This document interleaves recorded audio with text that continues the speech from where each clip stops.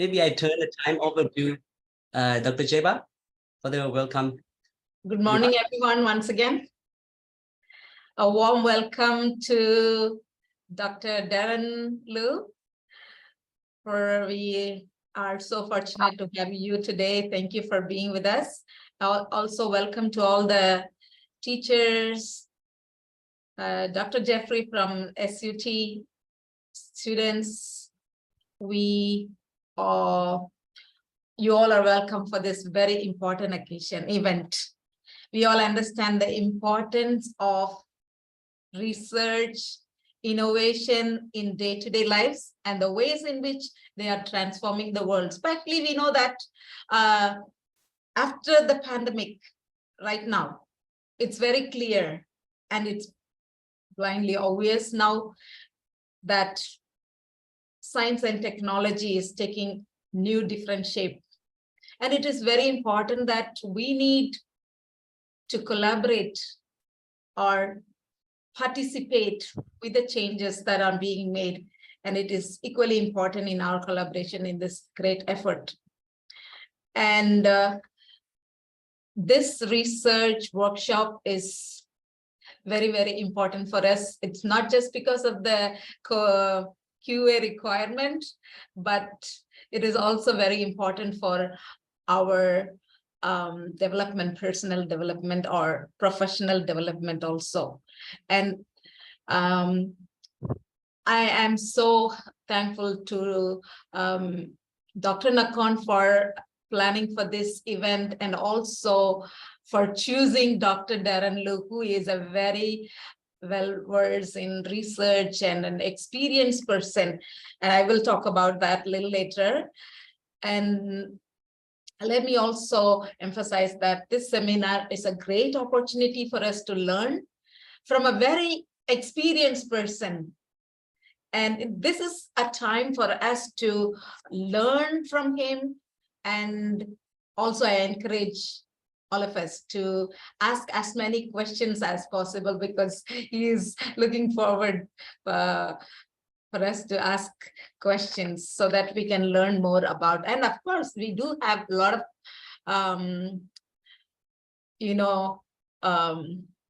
kind of how is this happening and what is this in research and the different methods that are used in researches. And especially when we think about the research seminar that we are going to listen from Dr. Liu, exploring critical possibilities in qualitative research analysis opportunities in the Asian context. And I believe you're going to learn a lot about the possibilities in qualitative research and also in Asian context. Now going to I want to introduce about Dr. Liu. And if I have to say,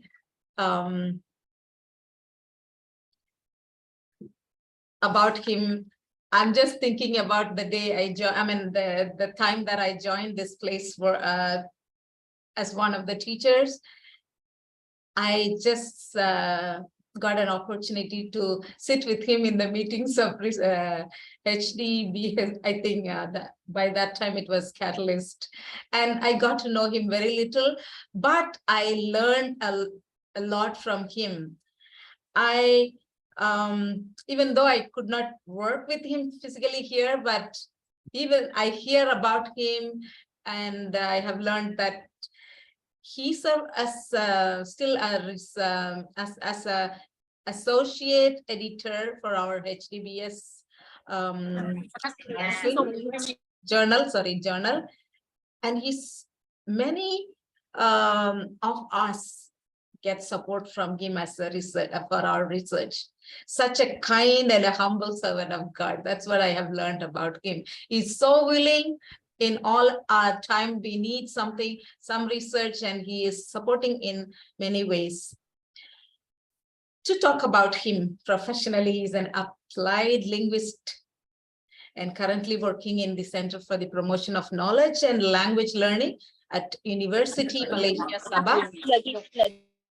His research interests include teacher education and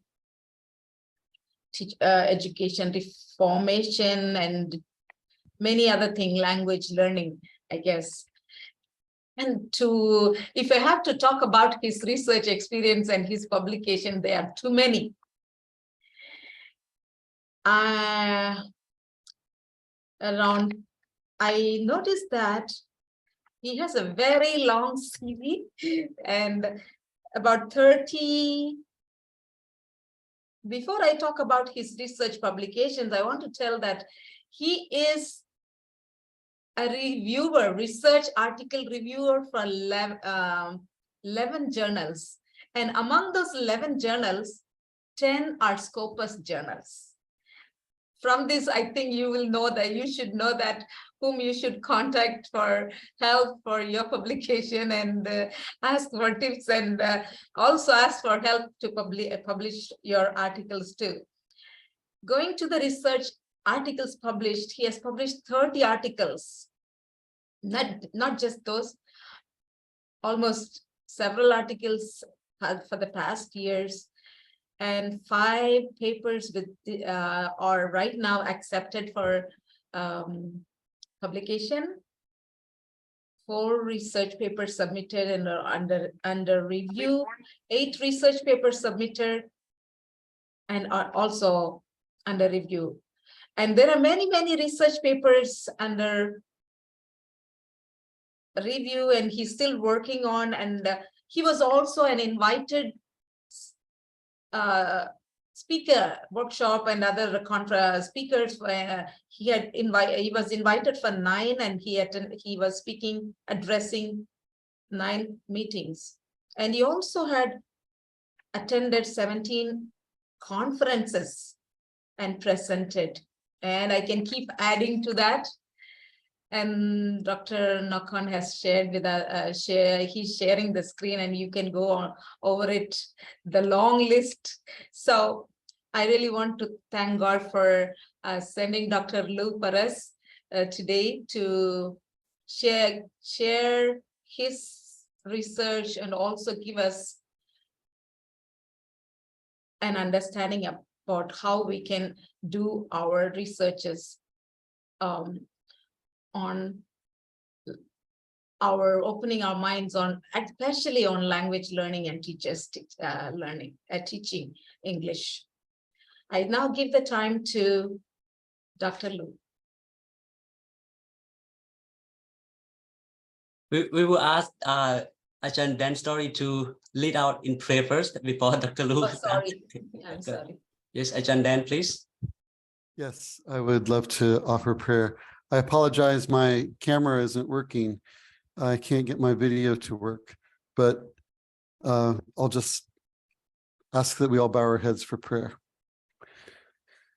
Dear Heavenly Father, as we come and join this meeting today, we want to be able to serve and glorify you here at this university. And we ask, Father, that you will give us a teachable and learnable mindset today as we are listening to Dr. Darren Liu, as he is sharing with us ideas and principles to help us with our research in the future. We know, Lord, that you are leading and guiding this university, and we pray, Father, that you will be with each person who is participating today. In Jesus' name we pray. Amen. And ended the sermon at 3 p.m. So at the end, I learned from these children. I think Mrs. Linda. Oh, okay. She's muted her her microphone. Well, thank you so much, everyone. Thank you, Dr. Nakon. I can go ahead, right? Yes. Yes, it's your time now. Okay. Yes. Thank you so much for the prayer, Mr. Dan. Thank you so much for the introduction, Dr. Jim. That was a very lengthy introduction. I think some people here, yeah, I've worked with some of you here for quite a number of years, and I think some of you, including Mrs. Rita, and I'm not quite sure about Mrs. Anita. I can't remember now. Were my my lecturers from when I was a student there many years ago. But yeah, I think there is a good number here, number of people here whom I had the privilege and the blessing of working with. And like what I was saying to Mrs. Rita and the rest who were here slightly earlier, I really do hope that this will be an interactive session. And I really do welcome questions. And I believe some questions that may be posed, I might not have the answers to, and probably others might have a better sense, better insights. So I welcome that as well.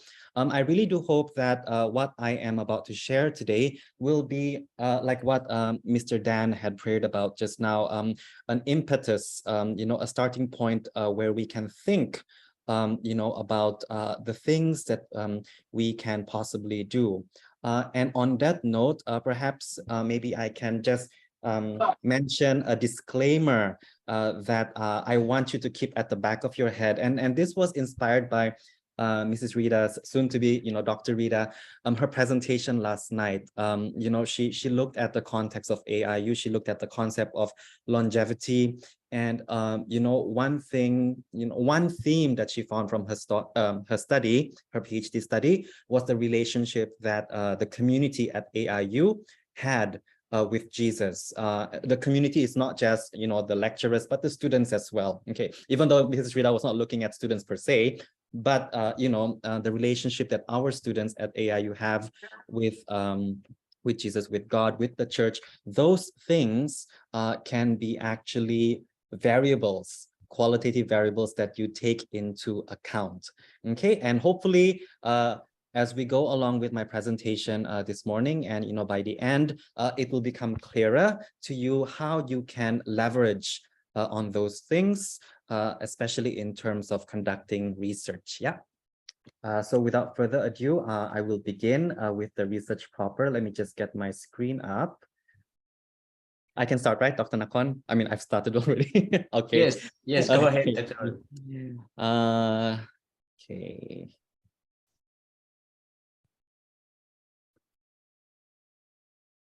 Okay, I hope all of you can see my screen. Again, throughout the presentation, if you have any questions, if you would like to interject, you want to say something, yeah, Dr. Jeffrey, my fellow classmate from King Mongkut, please, by all means, stop me and yeah, and ask away. Okay, yeah. As what Dr. Jabba has mentioned, the title of my presentation this morning is about, ways in which we can look for critical possibilities in qualitative research. I'm not going to spend so much time defining what qualitative research is, because I believe all of us have an understanding of what it is. Okay, we have a working understanding of what it is. Like what Ms. Rita said earlier on, we might be at different extents of our research journey. The same goes with our understanding of qualitative research. So hopefully, for those of you who are still, familiarizing yourself with this paradigm, it will give you a different view of what you can possibly do if you are interested to carry out qualitative studies. Okay. And the focus is on the Asian context, what we can do as educators, as academics in this part of the world.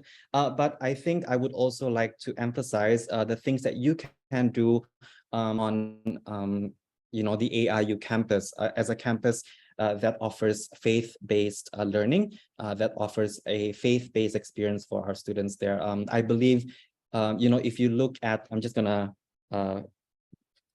go on a tangent here for a bit. And I think Nella might be familiar with this because her master's thesis did touch upon this a little bit. If you look at faith-based education, especially studies on faith-based education, there is actually a huge opportunity, especially in the United States. They are very open, journals over there, education journals over there are very open actually to highlight how faith-based education is conducted. Okay, not just only in the US, but around the world. Yeah, so that's why I started off with that. I want you to keep that at the back of your head, so that by the time we get to the end of the presentation, if you have any ideas in relation to what's going on in AIU right now, we can probably have a talk about that. Okay. Now, the aim of the presentation is to discuss, okay, distinct issues by looking specifically at study setting. Again, the focus on where you are, okay, in Asia, the focus on where you are currently working at AIU. The study setting should not just be apolitical, meaning it should not just be there for the fact that the study was done there. No, the study setting has to have an impact on how you view and how you conduct your research. Okay, that's one of the principles of qualitative study. The context, that's why I say it's not apolitical. It's political because it has an impact on how you interpret the data in how you present the study. Okay, so we will look at different study settings and especially focusing on some sociocultural concerns. Okay, and also this talk will hopefully inspire you to try to look for novel meanings, new meanings, especially in English language studies. I noticed that some people here are not specifically from the Faculty of Arts and Humanities, but hopefully, you know, even though I'm giving examples from, you know, the English language area in general, hopefully it will inspire you as well to identify, you know, parts where you can, you know, generate new meanings. Okay. Very briefly, what is qualitative research? I did not get this definition from any papers. Apologies if you were looking for that. But this is based on qualitative studies that I had been doing over the last over many years. Okay, an understanding, a very basic and simple understanding that came to mind when I was working on this PowerPoint. So qualitative research, very simply, it is the study of meaning or of experience as a way to highlight distinct contextual meaning, okay? Meaning, looking for meaning to feed into meanings that we already know, or how meaning is represented, okay? And we do this in order to bridge meaning with theory, okay? One note of caution regarding theory, in Asia, there has been a recent movement where researchers, especially qualitative researchers, are encouraged to look at how we can relate what we do with Asian meanings. I think, Dr. Jeba, you teach Asian literature, right? There are lots of ways of looking at the world which are distinctly Asian. Yeah, I think that's the case. And scholars are being encouraged to do this, okay? To try to bridge meanings that they find within their studies with local contextual ways of looking at the world, with local ways of understanding the world. I'll give you an example at a later part of this presentation. Now, for people from the Faculty of Arts and Humanities, we are very much involved in the teaching, in the appreciation of language, specifically English language, and the same goes in the Thai program. Yes, the focus is on the English language, but in the Thai program, there are also classes done in the Thai language, right? Especially the translation courses, which is also another field that is developing pretty rapidly. I think because of technology, there is a renewed interest in translation studies, okay? But if we draw our focus on English language, okay, as educators of the English language, what are some of the possible topics, very broad topics? We will take a look at specific ones later on, but you know, some general topics that we can look at in terms of doing qualitative studies. First of all, we can look at language itself, the language that we teach. You might ask yourself, you know, so many people have actually done studies on this, but there is still a market out there, you know, for the study of language itself, especially when you are looking specifically at language production. I think Dr. Nakon has done a few studies in this area. I was fortunate to be able to get one paper out last year on the study of language, and the topic was very, very simple. You know, everyone, it was students' ability to what you call that, construct complex sentence. That was it.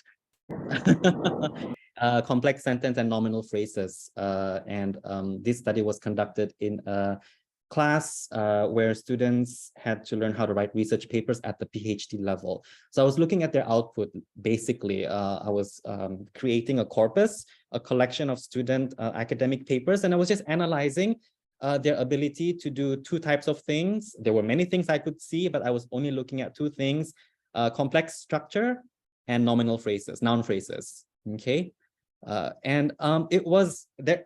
There was still there is still interest in that. I can assure you. I mean, it sounds very simplistic, but there is still a place for that because of its pedagogical implications.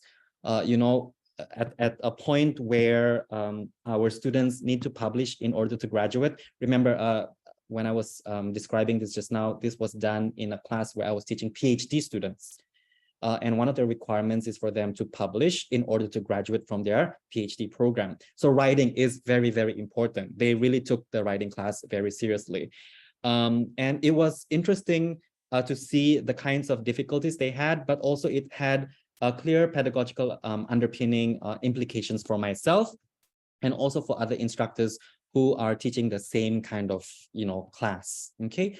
So you might ask yourself, do we still need another paper on, language production? And my answer is yes, there is still a need, as long as things like IELTS, TOEFL are still out there, where students have to pay to sit for the test in order to be admitted into a program. There will still be a place for studies which analyze how students produce language. Okay, so that's the first point.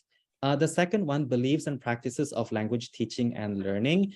Yes, the pool, the population of English language teachers is growing, and I think we all know this. There is still a great need in taking a look at, whether or not the beliefs that English teachers have actually affect their practices. Of course, if you look at current studies, they are using very novel or creative ways to capture beliefs and practices. Typically, when you think of beliefs and practices, you would probably think of self-reported survey, which is a common approach to look at this. But there are other ways of doing this. One which is gaining traction, one which is becoming quite popular today, is multimodality. Multimodality, looking at how visuals, how other non-textual meanings can represent people's beliefs. Okay. I'm going to draw on one of my studies again. I hope this does not come across as being obnoxious. But one study that I was fortunate enough to do with another PhD classmate of mine that Dr. Jeffrey knows of, Dr. Jaria, who is at Sisaket Ratchapat University. She is with the Teacher Education University in Sisaket in Thailand. We got pre-service teachers to talk to us about their beliefs, their teaching beliefs, English language teaching beliefs, by providing us a picture followed by a caption. Again, it sounds very simple, but it was very revealing, and it is definitely different from just conducting a survey.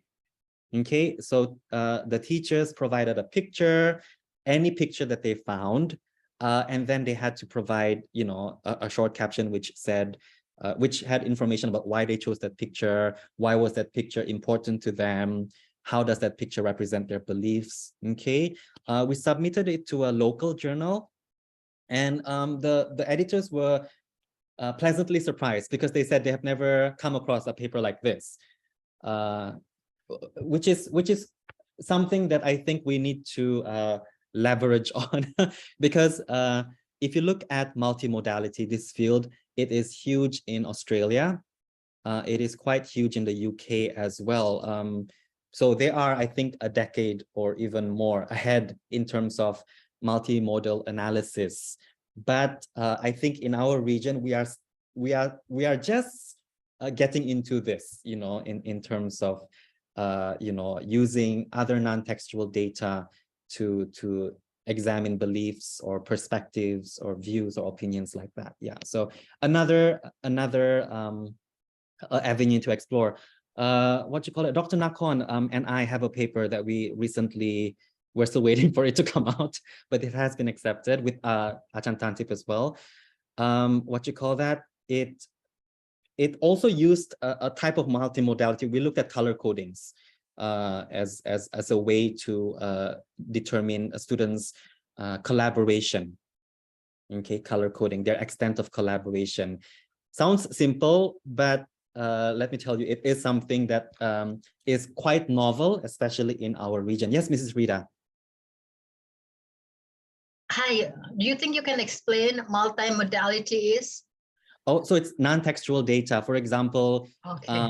you know, the use of color. What does it mean? What you call that? If I had selected a color that is green, for instance, what does green mean to me personally? Or for example, like that paper just now that I talked about, where we looked at pre-service teachers' beliefs of language teaching. Some of them chose pictures of like classroom equipment, like chalk. It was quite surprising that people still know what chalks are. But you know, like you know, chalk and like a whiteboard, like an LCD projector, and then they had to give a definition of that picture. Yeah. So any kind of other non-textual, non-text-based, you know, yeah, that can elicit some sort of an understanding. But of course, the caption is still very important because you know the picture can mean anything to whoever sees it. So the caption is quite important. Yeah.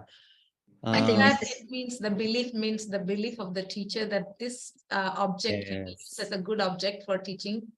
Yes, but we were asking the teachers how they see their role as an English teacher. So that, going back to that paper that I did where we looked at the pictures, right? One of the main questions was, how do you view yourself as a teacher? So you know, they were, yeah. Some people provided a picture of someone crying and and then they had to explain, you know, why is it that they chose that picture of, you know, a person crying in relation to being an English teacher. Yeah. Yeah. I think, thank you for the explanation. Achan Diana has a comment. Is that similar to nonverbal communication? Because it's non-textual, right? I'm not a multimodal. I'm not a multimodal expert, but I think so because I was talking to, no, I was what you call that, a colleague, a former colleague of mine from Singapore just published a paper on this. Actually, she was looking at things like annotations on students' essays and other avenues where feedback was given to the student about the student's essay. Not the conventional feedback that we give, like the marks and yeah, so other kinds of informal kinds of feedback, and I think nonverbal was one of them as well, and she positioned that paper as being multimodal. Yeah. A person to kind of start off with, if you're interested in looking at multimodal, would be Professor K. O'Halloran.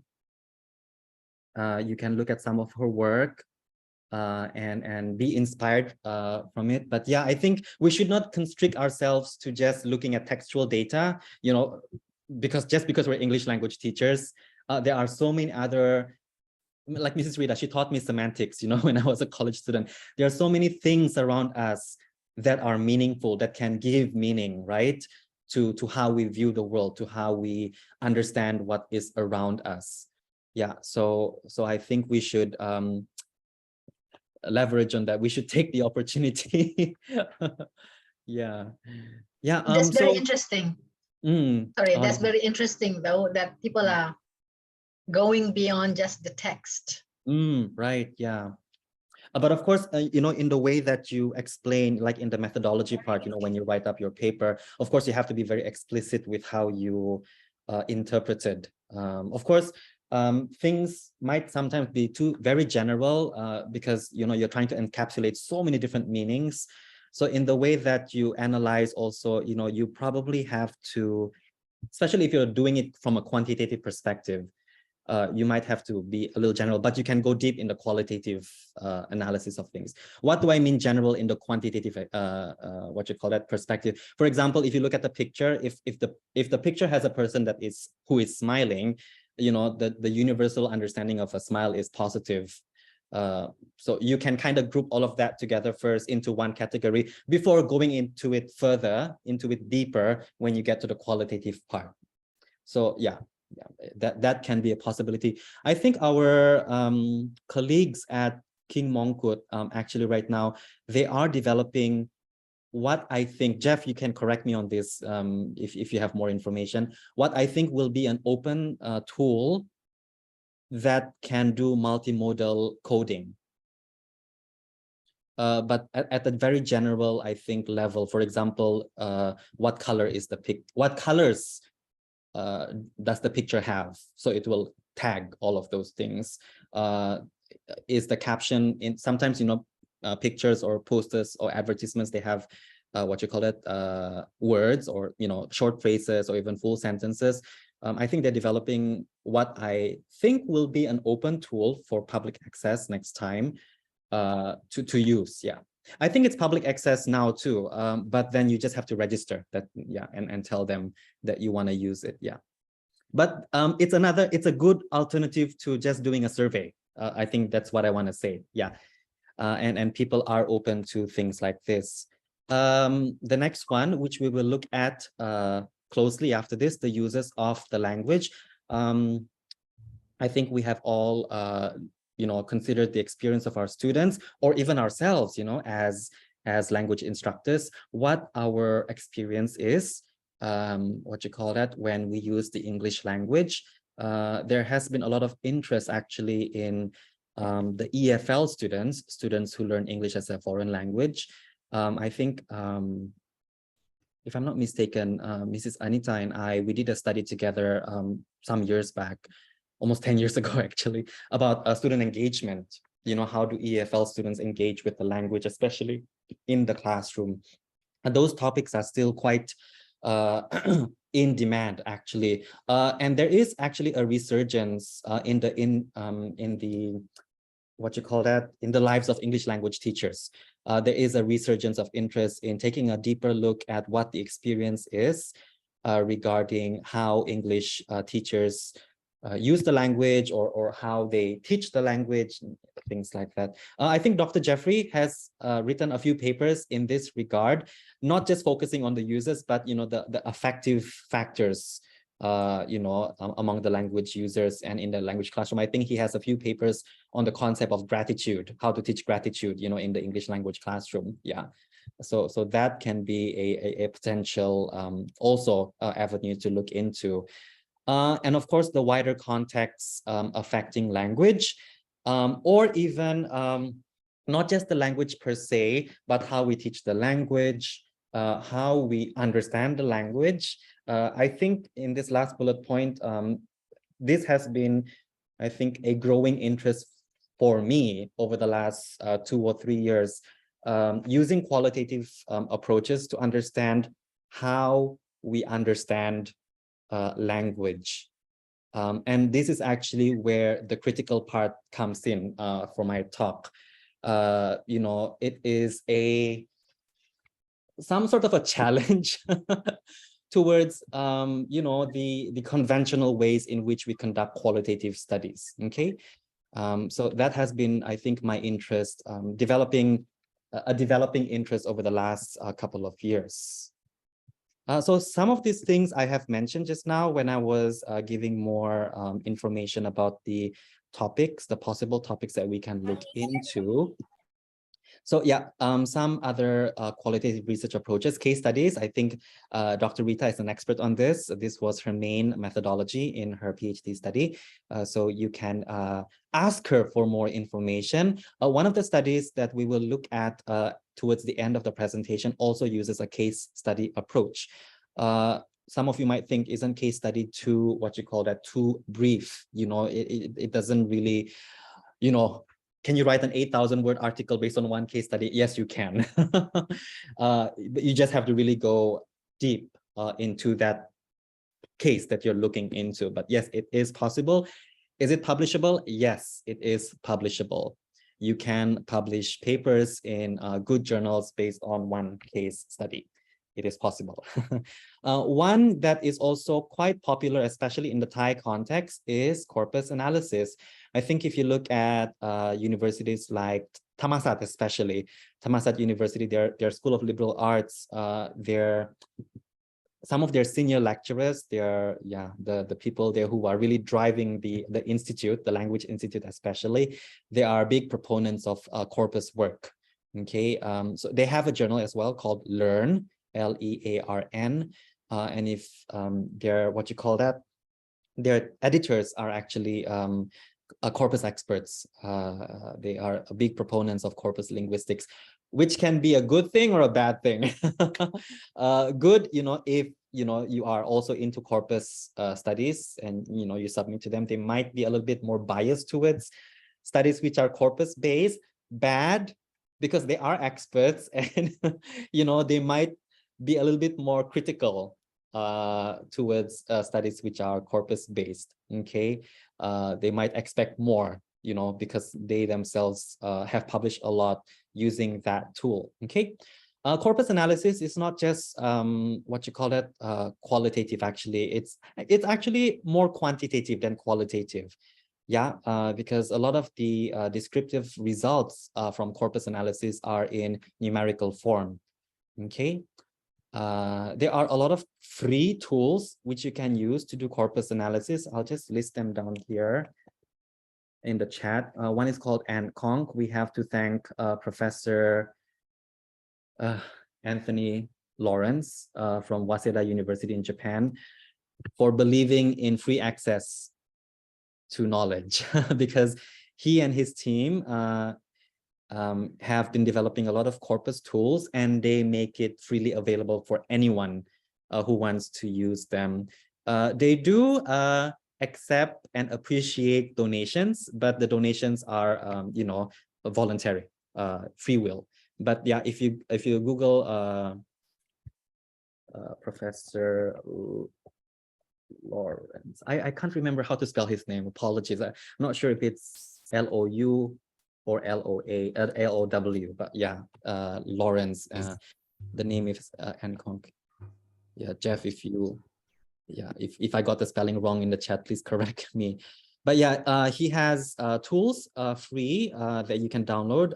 You can run your students' essays there for fun to see if you can find anything interesting from the results. Okay, but yeah, corpus analysis where you compile.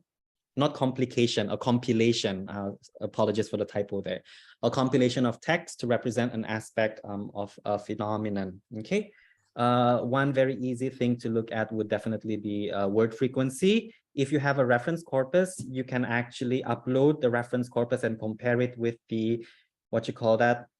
with your working corpus to see what kinds of keywords might be significant. I did something along these lines last year, where I compared newspaper articles about the stateless children in Sabah. So I did a corpus analysis study about newspaper articles reporting on stateless children in Sabah, the state where I am in. And then I compared that corpus with a benchmark corpus to try to identify what are some interesting words we should focus on in those news articles. Yeah. Okay. Of course, the numerical data points things out rather plainly to the researcher, but it is the qualitative part later on that that makes things interesting. Okay, when you try to understand, for example, that paper I did on the stateless children, you can try to, based on the keywords, you can try to identify what are some things that you might want to discuss further on. For example, I think one of the keywords that came up for me in that study was parents, the parents of the stateless children. Yeah, so going back into the data to explain or to conceptualize or to understand how parents are understood in the phenomenon of children being stateless without a state. Yeah. Yes, Dr. Jabbar, you have your hand raised. When you talk about corpus analysis, I'm just learning about it, but with the help of Dr. Jeff, I started to, I guess I'm doing this, doing a research on the abstract from our ISEs for the past few years. And I believe that, as you just said, compiling like the moves they use for the abstract, different moves, and then just, you know, as you said, numbering them, number of moves this way, this are different moves and different.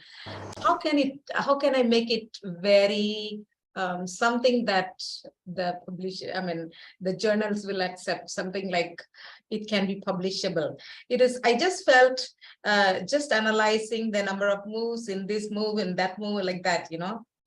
So anything like very significant or something that can be publishable. Probably you wanna, I mean, one place to start would be to compare within your corpus itself. I mean, the abstracts are from different fields, right? It's not just from one particular field. I think Yes, International Scholars Conference, they feature all sorts of fields, right? Yeah. I think one place to start would definitely be what you call that, comparing different faculties. Yeah. So for example, an education article abstract, I mean, would it have much difference from an article that was, the abstract of a business article, for instance? I mean, that can be one place to start. Yeah. If you're looking at just general moves, yeah, I think, I mean, you really have to offer new information. I mean, yes, that's what on that. Yeah. Yeah. What you call that? But yeah, I think a lot of, because some of the PhD studies that I am inheriting here, students, sorry, they are looking at adjacent fields, which is a very, I don't know, I'm also in a conundrum right now. You know, adjacent fields, for example, you want to compare the discourse of people from British lit and American lit. I mean, Dr. Jabbar, you're a lit expert. I mean, how specific can you get? I mean, how do you compare someone from British lit and American lit? I don't know what kinds of, so I'm a little, I don't know. Their supervisor left. So the supervisor was retired, sorry. And I think his work has always been looking at discourse moves, especially in research articles. But in the last few years, his PhD students have started focusing on adjacent fields. Yeah. It's not really my forte, but at the same time, I'm thinking, you know, what exactly, you know, do you see from that when it's adjacent, when it's so closely linked with one another, the different fields? But I think when you're comparing it from a distance, like fields with a distance, with a gap in between them, like social science and science, or social science and humanities, for instance, I think there might be some, there might be some interesting results to see. One thing you can probably also consider, Dr. Jabbar, if you can find any of those articles, the abstracts, sorry, which were eventually published in HBDS. I don't know if there might be a difference, you know, because of the revision process, the review process. And that might give you something to look at. For instance, these are the things that people include in an abstract at a conference level. But then, you know, when it's something that has to be further worked on, some of the changes, you know, what are the changes, sorry, you know, at the point when it is published? I'm just throwing random ideas, Dr. Jabbar, but I don't know. Thank you for that. Yeah. So I think what I want to say is, I think focus on comparing. I think that would get you somewhere. Yeah, focus on comparing, like what you said, rather than just describing, you know, what you see. Focus on comparing. Yeah, I think that's my message. Yeah. Thank you very much. No problem. Yeah, because yeah, there are some ISC international scholars ISC papers that did get published, right, at HBDS, and they because I'm in the editorial board, they did get revised a lot. Yeah. Yes, So true. Yeah. so you Even can, now this year also some of the articles are chosen to be published in yeah, HBDS. exactly. Yeah, so they did get revised quite a bit, so you can compare. Maybe the moves have changed, maybe the order of the moves have changed. Yeah. Oh, Yeah, exactly. Yeah. So I don't know, are we still allowing people to publish elsewhere also? Of course, I think so. Yeah. Oh. From the ISC. Yeah. Yeah, I think so. I think they are encouraged actually to publish elsewhere. I mean, yes, we will welcome them to HBDS, but I mean, if they find other avenues, I mean, by all means, we are all about encouraging our not just AIU staff, but our sister institutions to venture out, to see what it is like out there. Yeah, we encourage that. Yeah. So that will give an idea for me to what changes have been made. Yeah, I mean, yeah, some of them might have gone out of the, of the Adventist journals. Yeah. Yeah, they might have sent it somewhere else. Yeah, exactly. Yeah. Thank you. No problem. Yeah. So moving on, discourse analysis, I think, is something that all of us are familiar with. One of the very common approaches that we use in this is by doing content analysis. Looking at recurring content, for example, or themes, thematizing what we understand, using our subjectivity as a researcher to draw out the themes that we see in the data presented to us. And like what I said just now, multimodality. Okay. I'm glad with the questions, because I feel like the questions really make this more personalized, rather than me just talking about what qualitative studies are. So please keep the questions coming in. Okay. Now for the next few slides, I will focus on these two recent qualitative studies that were published. The first one was published in Learn journal by Thammasat University. The title is Narratives of EFL Postgraduate Thesis Writing at a University in Thailand. So like what I said just now, you might ask yourself, who wants to read about my English writing classroom? Believe me, there are still people who want to look at what goes on in the classroom, especially if it is an English classroom in a non-speaking English country, especially when there are high stakes procedures or assessment involved. People are still interested in those things. Okay, so in the first study, just from the title, you can see that it is pointing towards postgraduate students. I think most of them were actually PhD students. I mean, if we look at the sample of this study, and I'm sure all of you are very familiar with QA requirements in Thailand. For masters or PhD students, there is the publication requirement, right? Writing, academic writing, especially for the postgraduate students, in the Thai setting, is very high stakes, okay? Because it determines whether or not you can graduate. I mean, if I think of my own experience, I graduated from King Mongkut.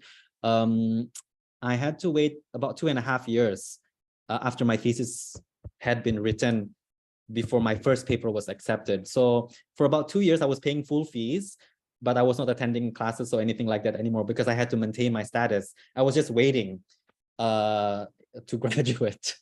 Yeah. So yeah, at least in the context of Thailand, writing is, writing leading towards publication is still a very important, a very high stakes phenomenon. I think we can look into it, as a place to do research. Remember my talk of the aim that I presented at the very beginning, looking at the context we are in, okay? Looking at the context that we are in. I think there is a wealth of information, of possibilities there for us. The next one here, exploring the complexity of linguistic minority students' use of and attitudes towards everyday translanguaging practices. I was fortunate to be able to collaborate with Mrs. Anita and Mrs. Allen on a study about translanguaging last year. Again, this is a topic which is of great interest, especially in our English language teaching circles. It doesn't matter if you agree or disagree with translanguaging. Translanguaging basically, to put it very bluntly and simply, translanguaging looks at how language is used, how other non-English languages are used in the classroom to facilitate the learning process. Okay, so you might be teaching an English class, but your students are chatting in another language, but they're not talking about random things that happened to them in their day. They're not gossiping about their friends or anything like that, but rather they're using their language to maybe understand the assignment that you just gave to them.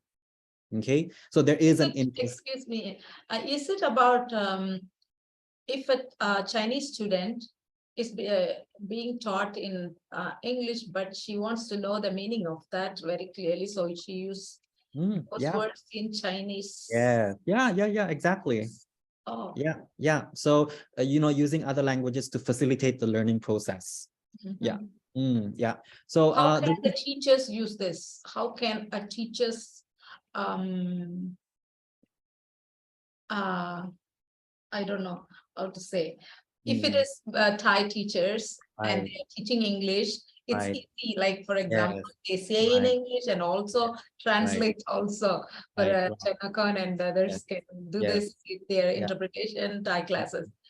But coming to EIP side, how this works? It doesn't, so the lecturer doesn't necessarily have to understand or know the student's first language. I think just getting them to talk about, for example, I mean, you take a look at an assignment that they did, maybe a draft of the assignment that they did, not the completed one, maybe the draft. Maybe in the draft, they had some scribbles in a different language, or they did some sort of, I don't know, translation of something. Ask them, why is it they did that? What does that signify? How does that help them complete the assignment? They don't do it actually on the draft that we are going to mark. They do it for sure. Many of our students are doing in Thai, Chinese, like that. But I don't think they are. So I think this is where you have to be very strategic in how you capture what students do. You can ask Achanakon for some tips on this, because I think he is very, very good at using Google Docs, for instance, which is something I use as well in my writing classes. Not necessarily to capture those instances, but actually to make sure that the students are doing their original work. We have a lot of software these days, like the one that's hot off the press right now is Chat GPT. I'm sure all of you have heard of it before by now. But I mean, there have been other older iterations of that kind of AI, artificial intelligence software in the past. So for a few years now, especially with process writing assignments, I have a few process writing assignments where I give marks actually to first draft, second draft, third draft, things like that. I actually don't get them to do it. Sorry, let me rephrase that. I actually get them to do it on a shared document with me. Yeah. From the very get-go, from the very beginning, from when they are brainstorming. Like, for example, here and at my previous workplace, all of the written assignments are done online. They try to discourage paper and pen, or they try to discourage just submitting the actual, the completed draft at the end. There needs to be at least one draft before the final submission. So at least for me personally, for a few years now, I have been using Microsoft 365 online Word document.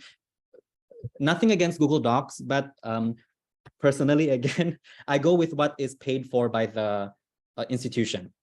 So when I was in Singapore, they were, the official Office thing was Microsoft Office.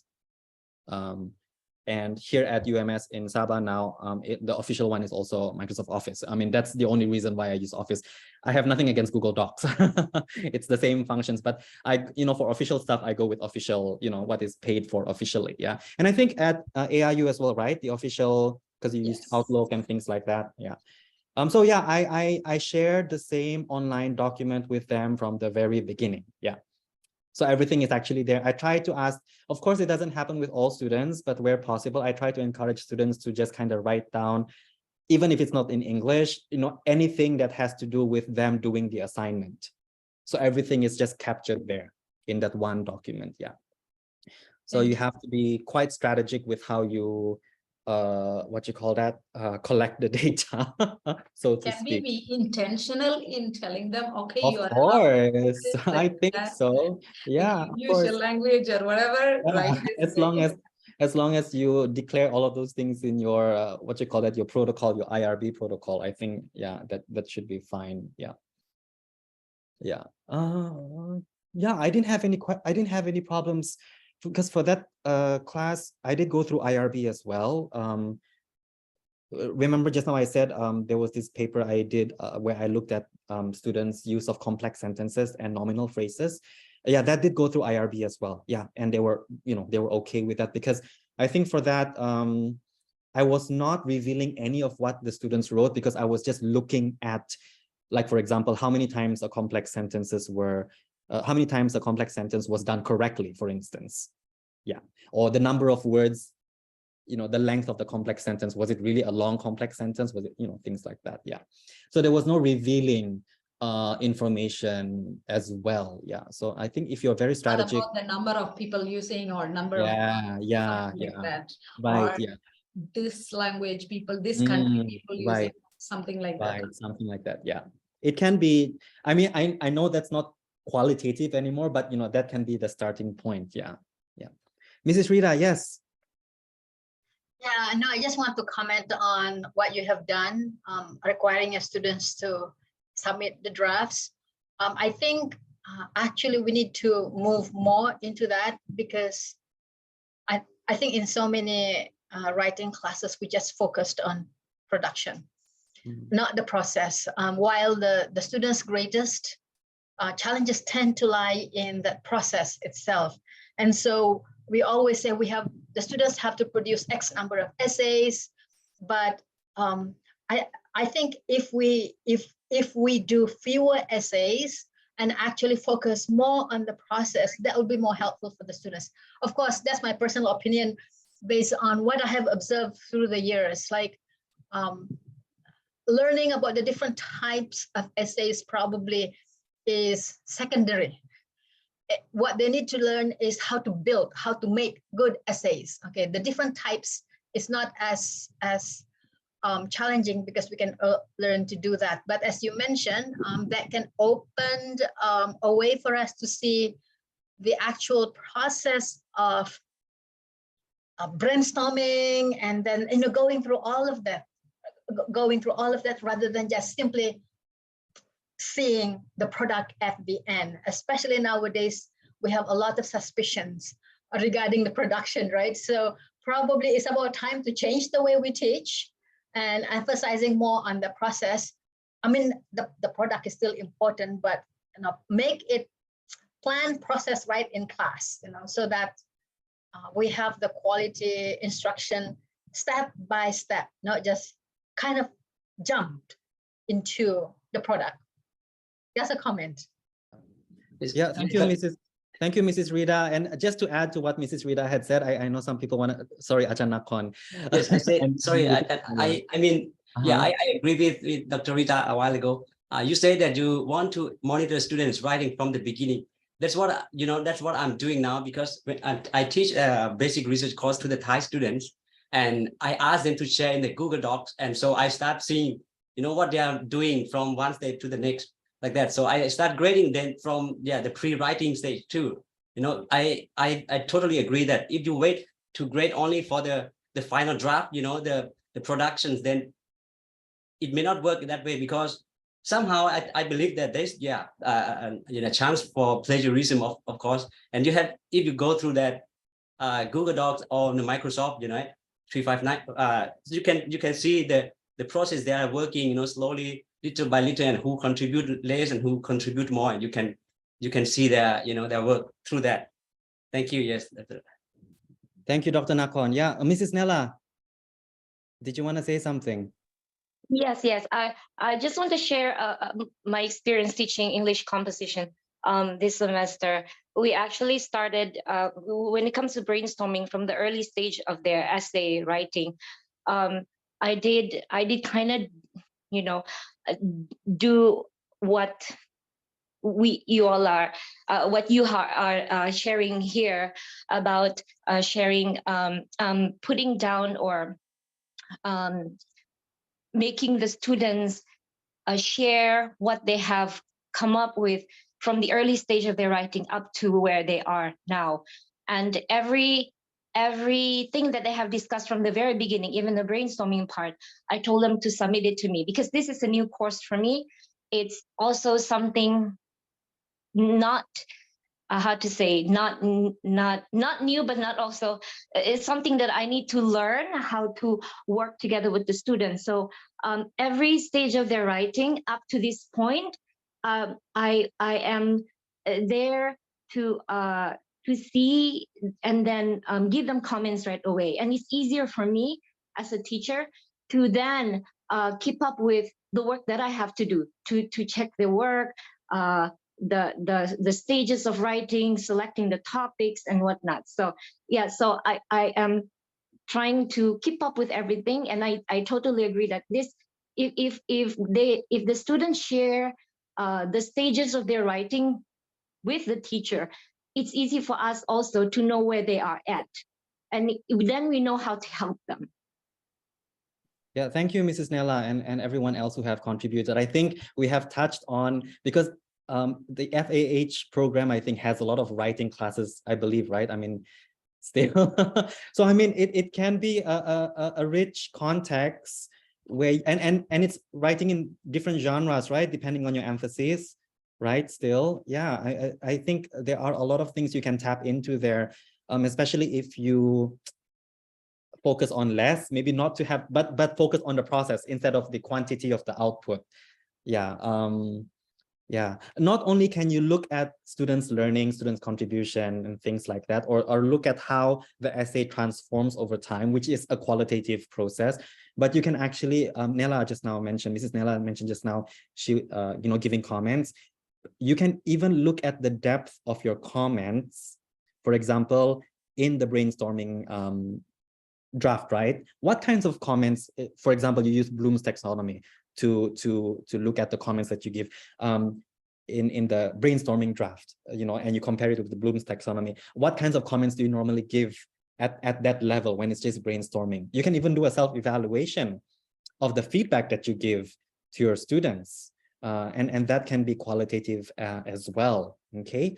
And then, right before because sometimes the students don't read the feedback right after the final draft, after it has been, what you call that, given for final submission. Students normally just want to see the marks. They don't see the feedback anymore. But prior to that, the penultimate draft, for example, before it is the final one, do your comments actually get more critical, or because it's the final one already and you don't want to stress your students out, do your comments actually get a little bit more laid back and not so stress inducing anymore because the students are about to submit their final draft already? That can be a good avenue to look at, how to do qualitative, a good opportunity, to do qualitative studies on your own feedback. Yeah, that's possible. Yeah, and it's critical as well, and it's very contextual. Yeah.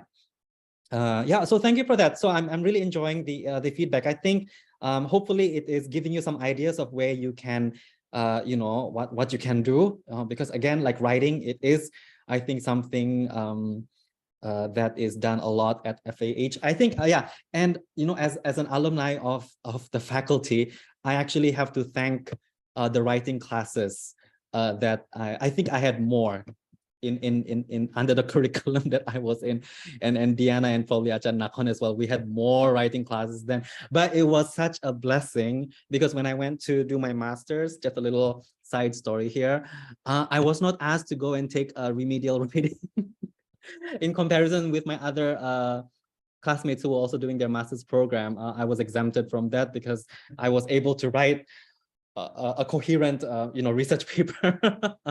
So, at that, I remember 2009, I was like, oh, I'm so thankful that, I was made to write, so many different things, back in the day, more than 10 years ago. So yeah, that was a very, very valuable, preparation, for me in my academic, professional life. Yeah. Anyway, let's get back to this.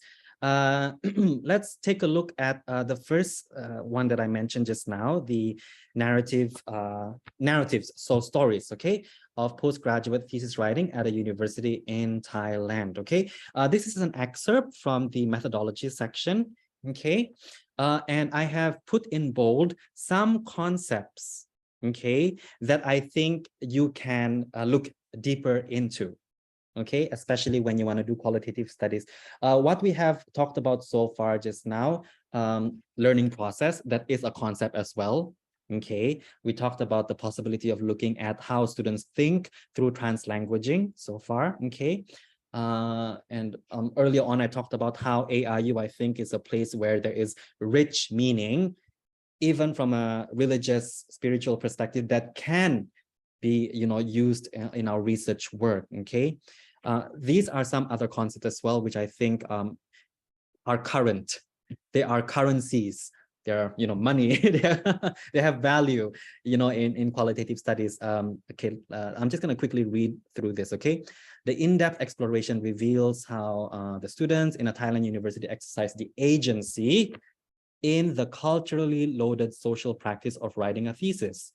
Decision-making throughout the practice, decision-making refers back to the learning process, right? How do students decide on something? Decision-making practice, negotiating with the disciplinary conventions, and figuring out institutional expectations all contributed to the thesis writer's development in agency and struggle for scholarly identity. Of course, there are so many other things we can focus on, but what really was interesting to me, because I've delved into these things as well in the past, and I still do today. For instance, agency. Okay, why is agency so important, especially in this part of the world? One of the main factors, there are many factors, but one of the main factors that positions agency as an important concept for us is for the fact that English is our second, third, or X language. It is, people still think it is not inherently, it does not inherently belong to Asians or people from this part of the world. So there is still a lot of discussion on the concept of agency. How do you take action on something? Okay, how do you take independent action on something? That's a very broad definition, of course, but here we are looking at students. So in terms of students, how do the students enact independence?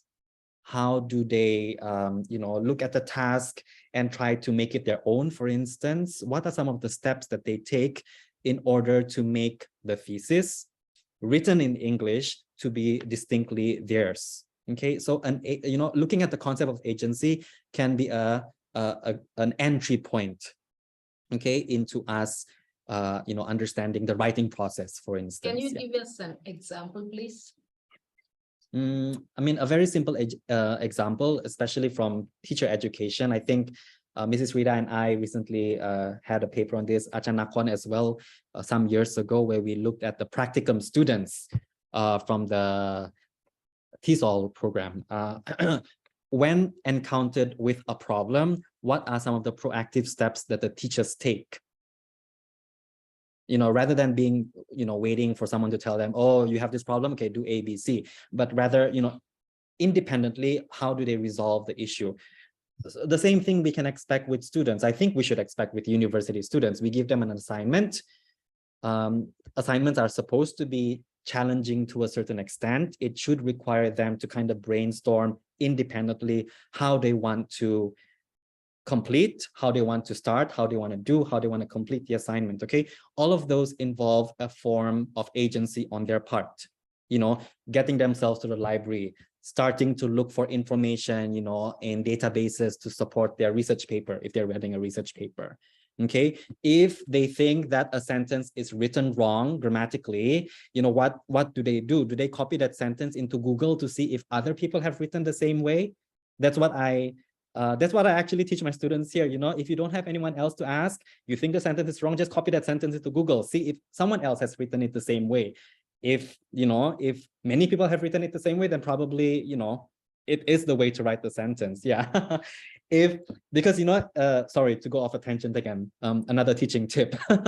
If the sentence is wrong, Google will actually correct it for you. If the spelling is wrong, if the grammar is wrong, Google will actually correct it for you. Yeah. It'll be in italics. Do you mean this? Something like that. Yeah, because my students here I have a habit. experienced that. I've done that.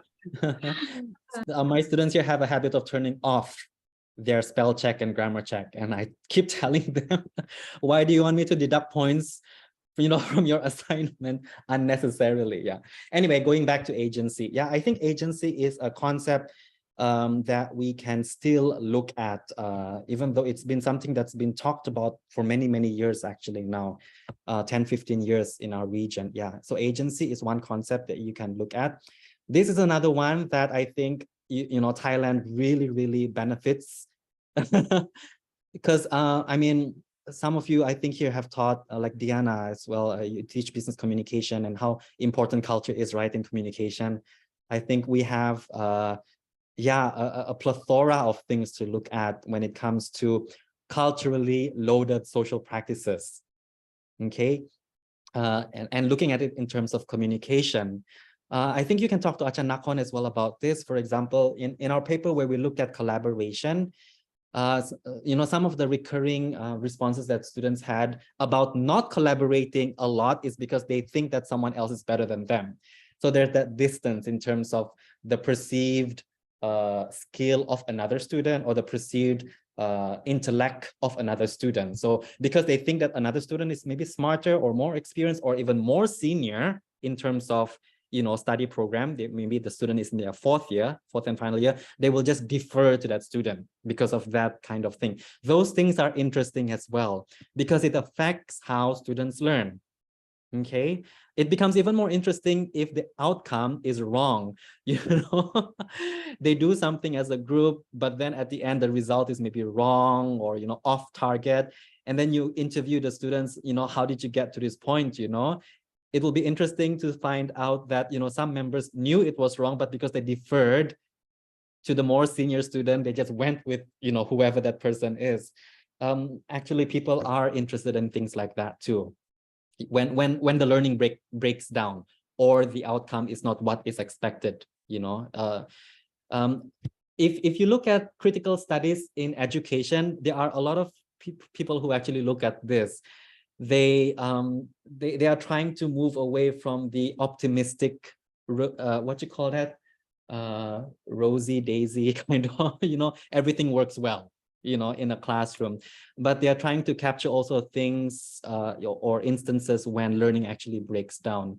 Yeah, it actually gives a more real picture to your classroom because, yes, you might be the best teacher out there, but sometimes the teaching doesn't get to the students. The students, might interpret the teaching a different way, or they might react to a teaching a different way that leads to not being able to learn. Yeah, Dr. Elvin, yes, you have a question or a comment. I have a question, and this has to do with during collaborative learning, when they're working together on a project, and we are following through with this project, how then do we distinguish between each person's individual contribution to that project? That's the first part. And the second part is, once we have, because the process learning, like Mrs. Rita has said and that you've said, is really, really important. Right now, we have students doing directed research, and our expectation is that every 2 weeks over the semester that they will submit their progress. And this is written progress. This has to do with, this is the challenge that I had, this is how I overcame it. And this has to be written into, especially their methods. The methods keep being refined as they're going along. But how do we distinguish in this process when they're working collaboratively? How do we distinguish each person's input? And then how do we then grade that input when there is this type of learning? That's my question. Yeah, it's a very tricky situation, especially if the delegation of task is done in a very straightforward manner, for instance, and we know that sometimes an aspect in a process might not require so much thinking. For instance, it's just, for example, compiling the information from each group member into the PowerPoint versus the student who actually got the information, who did more. I mean, then you start questioning, right? So I think that needs to be tackled first. I mean, how do you go about delegating? But I guess it also feeds into how you assess the students. I mean, are you assessing them based on the depth of their contribution, meaning coming back to Bloom's taxonomy, because it's easy to refer to. I mean, are you looking specifically at, actualization, how they see themselves in that project? I mean, what are some things that they came in terms with by doing that project? Are you looking for that as an ultimate goal? Or, I mean, are you looking at things, for example, critical thinking, that they have exercised critical thinking, even if it's the most simple, the simplest aspect of what you call that in the group work? I mean, for example, coming back to putting the slides together, maybe there will be some critical thinking involved as well. Maybe some students just gave, all the information without trying to convert that information to something that can be used on a PowerPoint, for example. And if the student who is working on the PowerPoint needs to do that, then there was some thinking, there was some critical thinking being practiced on the student's part. But yeah, Dr. Elvin, I tried to actually move away from grading collaborative work because it's just so difficult. There's so many variables involved. I think what we were doing at FAH before this was actually just looking at their reflections at the end. But even that, right? I think over the years of teaching, I have this discomfort with grading, especially things which have been guided so closely from the get-go, from the beginning. Is it fair to grade? And I think Mrs. Rita would have some comments on this as well, because I think we talked about this in her assessment class many years ago. If something has been guided so explicitly from the very beginning, or it has been given feedback on multiple times, I mean, how do you grade that then? I mean, it's not the student's original work anymore, because your input has changed how the work came about, how the work, took form, took shape. By the way, everyone, we're talking about something that might not be directly related to qualitative studies, but this is a topic that can be the basis of a qualitative study, by the way. I think, like Dr. Elvin's question about, how do you grade collaborative work? People have done qualitative studies trying to examine teachers' cognition about, the very concept of collaborative work and what needs to be graded. That in itself can be a basis to do a qualitative study, actually. Before I continue on, Diana, you have a question or a comment?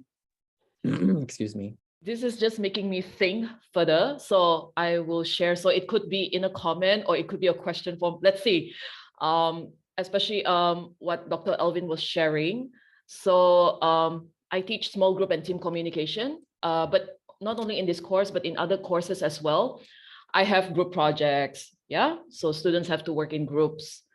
One of the assessment that they need to do, whereby I'm not part of it, is I call it peer evaluation. Peer evaluation review. So in this rubric, there are 10 items whereby the group members have to evaluate their group members accept themselves on whether they're punctual, do they do the assigned task to their best? And people's best are different levels, right? But is this person's best? Did they give their all? Did they attend the meetings that they're supposed to attend? Or if they did not, did they inform their group members? If did they submit the work at the delegated time? And if not, did they find all this? So there are 10 items. I don't evaluate them, they evaluate themselves. Sorry, they evaluate, so they evaluate each other, and there's a percentage on that. And usually in the exams, I would have like more follow-up.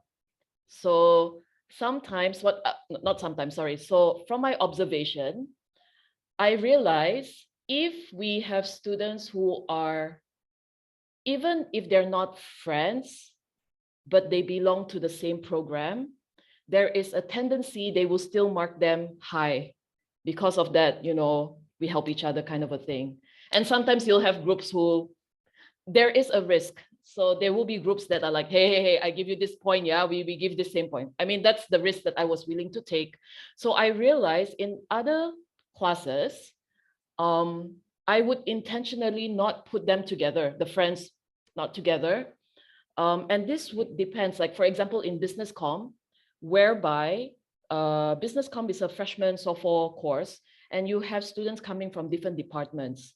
So they're getting to know each other, they don't know each other. So what I noticed, they would evaluate each other more honest. Does that make sense? Compared to those from other programs. That's what I realized. But then again, it's just my observation.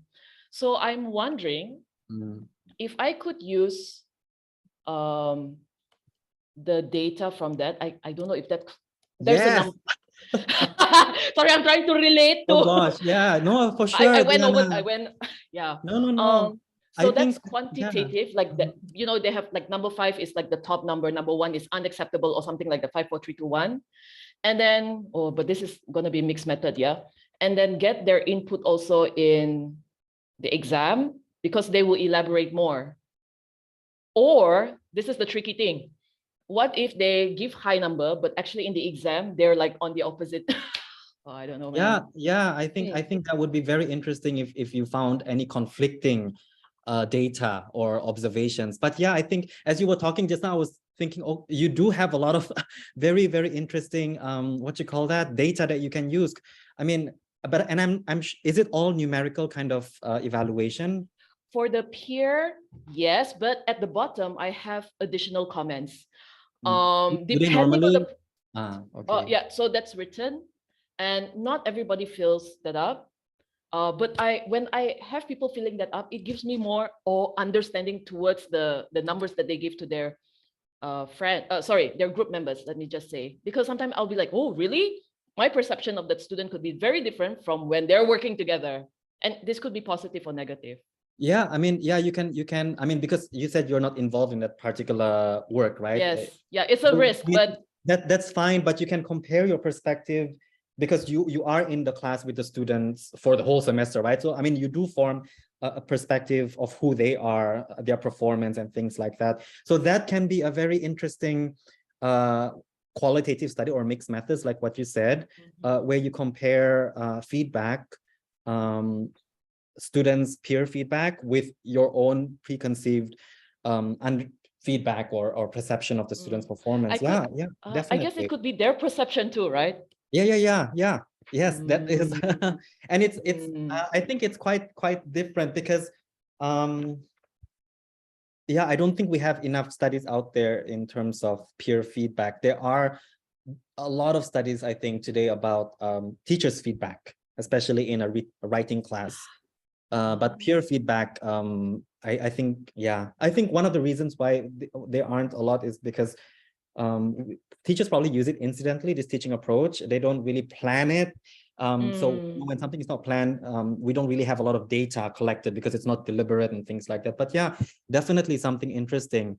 And I mean, you can also, you can talk to Dr. Jeffrey and try to see what kind of quantitative analysis you can do. I mean, if they all give very positive remarks all the time, right? Like why? Yeah, exactly. And then if it really is so different from how you view the students, then yeah, that is interesting. Yeah, I mean, it can be an action-based research to improve your teaching practice, but it also can be a study that contributes to the discussion of, is peer review actually helpful to the whole learning, because especially if the students are just going to give them 5, 5, 5, 5, 5, because, we're all friends and things like that. Yeah, we're all friends. Yeah, then this is the percentage of our, Right. Then you can ask the critical question, Miss Diana, of, whether or not peer feedback should we do this, right? Useful for the classroom, for assessment or for the classroom practice. Yeah. Interesting. So don't stop at describing what the students do in terms of their peer feedback, but ask the critical question. So based on that, should we even waste our time doing peer feedback? Yes, because it's a lot of tabulating. Yeah. It's not hard. It just takes time. Yeah. Yeah. Thank you. Is it okay for me to just input a little bit? This Sure, was yeah. something that, I don't know if it was you, Dr. Darren, who mentioned about deference. So just to share with everyone, I know some of my students are here. It's okay, it's fine. Especially in cultures that hierarchy is very important. So it's interesting to see, like what you mentioned earlier on, sometimes they would look at who is the most senior or who is the oldest one or who knows the most, and they would have to take, they would have the more responsibility to do something. Yeah, that's another tangent. Yeah, but it's interesting. I have experienced this in my Thai program communication courses when they do group. So I would have some members who come to me and say, teacher, it's a bit hard to do this because our the person who is way older is not showing up or something like that. This is like not just happening right, like, you know, it's over the years that I have noticed. And I would have to intervene. So because I have, in some sense, according to hierarchy, I have more power. So when I intervene, then there is like a balance of, not a balance, then the group work can kind of progress a bit more. So we have all these other factors.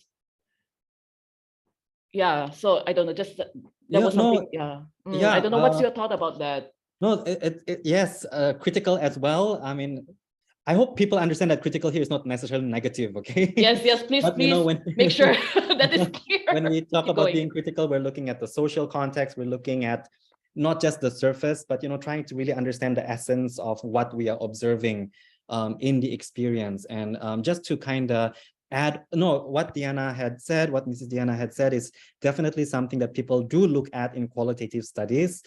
I think Mrs. Rita as well would have a lot to say on this. I mean, given her experience working at the institution and the paper that we recently published with teacher Esther as well, where we looked at which is, you know, the white elephant, let's just put it bluntly, that is affecting not only AIU, but also other institutions. I actually just had a meeting this morning about what we can do to increase our research output at this university to make ourselves relevant so that the management will give us more money. In the paper that I did with Mrs. Rita and Mrs. Esther, we talked about, you know, the need to do research at the institution. And, you know, one of the things that I think Mrs. Rita wrote in that paper was that, you know, when your boss asks for something, you know, sometimes we just have to deliver it. We have to defer to what is expected of us from the higher level. And that's, you know, some people might argue that that's not strictly deference, but then in the context of Thailand, I think it's like it has you know, a loaded meaning, because yes, I'm obliging to my boss, my dean, but I'm also in a social context where hierarchy is so important. So, you know, the more I need to, you know, do something, even if we're not part of that culture, but being in that culture, just being present in that culture adds weight to that social construct. Yeah, Mrs. Rita, yeah. Well, I think you already mentioned what I wanted to say. Basically, the impact of the culture on the way the students collaborate with one another, because we come from, I think a lot of Asian cultures is actually very collectivist instead of individualistic. So, so they tend to help each other. So maybe that can also be something to study, the impact of culture on students' work, collaborative work, because as mentioned a while ago in the discussion, they will help each other. You know, it's their way of because they see success as a group success, not individual success, and I think they are, unless they are enemies with each other, most of the time, they will just, you do this for me and I do that for you, which makes collaborative work quite challenging in the context of honest assessment. I think what I have done in the past is that I will not, you see, a lot of our human skill is developed in collaborative work. No, you can't develop it so much in other academic works, because most of our academic works is very solitary. You write your paper on your own, you do your project on your own, you write the exam on your own. And so the only context in which they can learn to work with each other it's actually the collaborative work. Unfortunately, because of the cultural forces that's enveloping everyone, that might not be the best way to assess individual contribution, because it's collaborative work.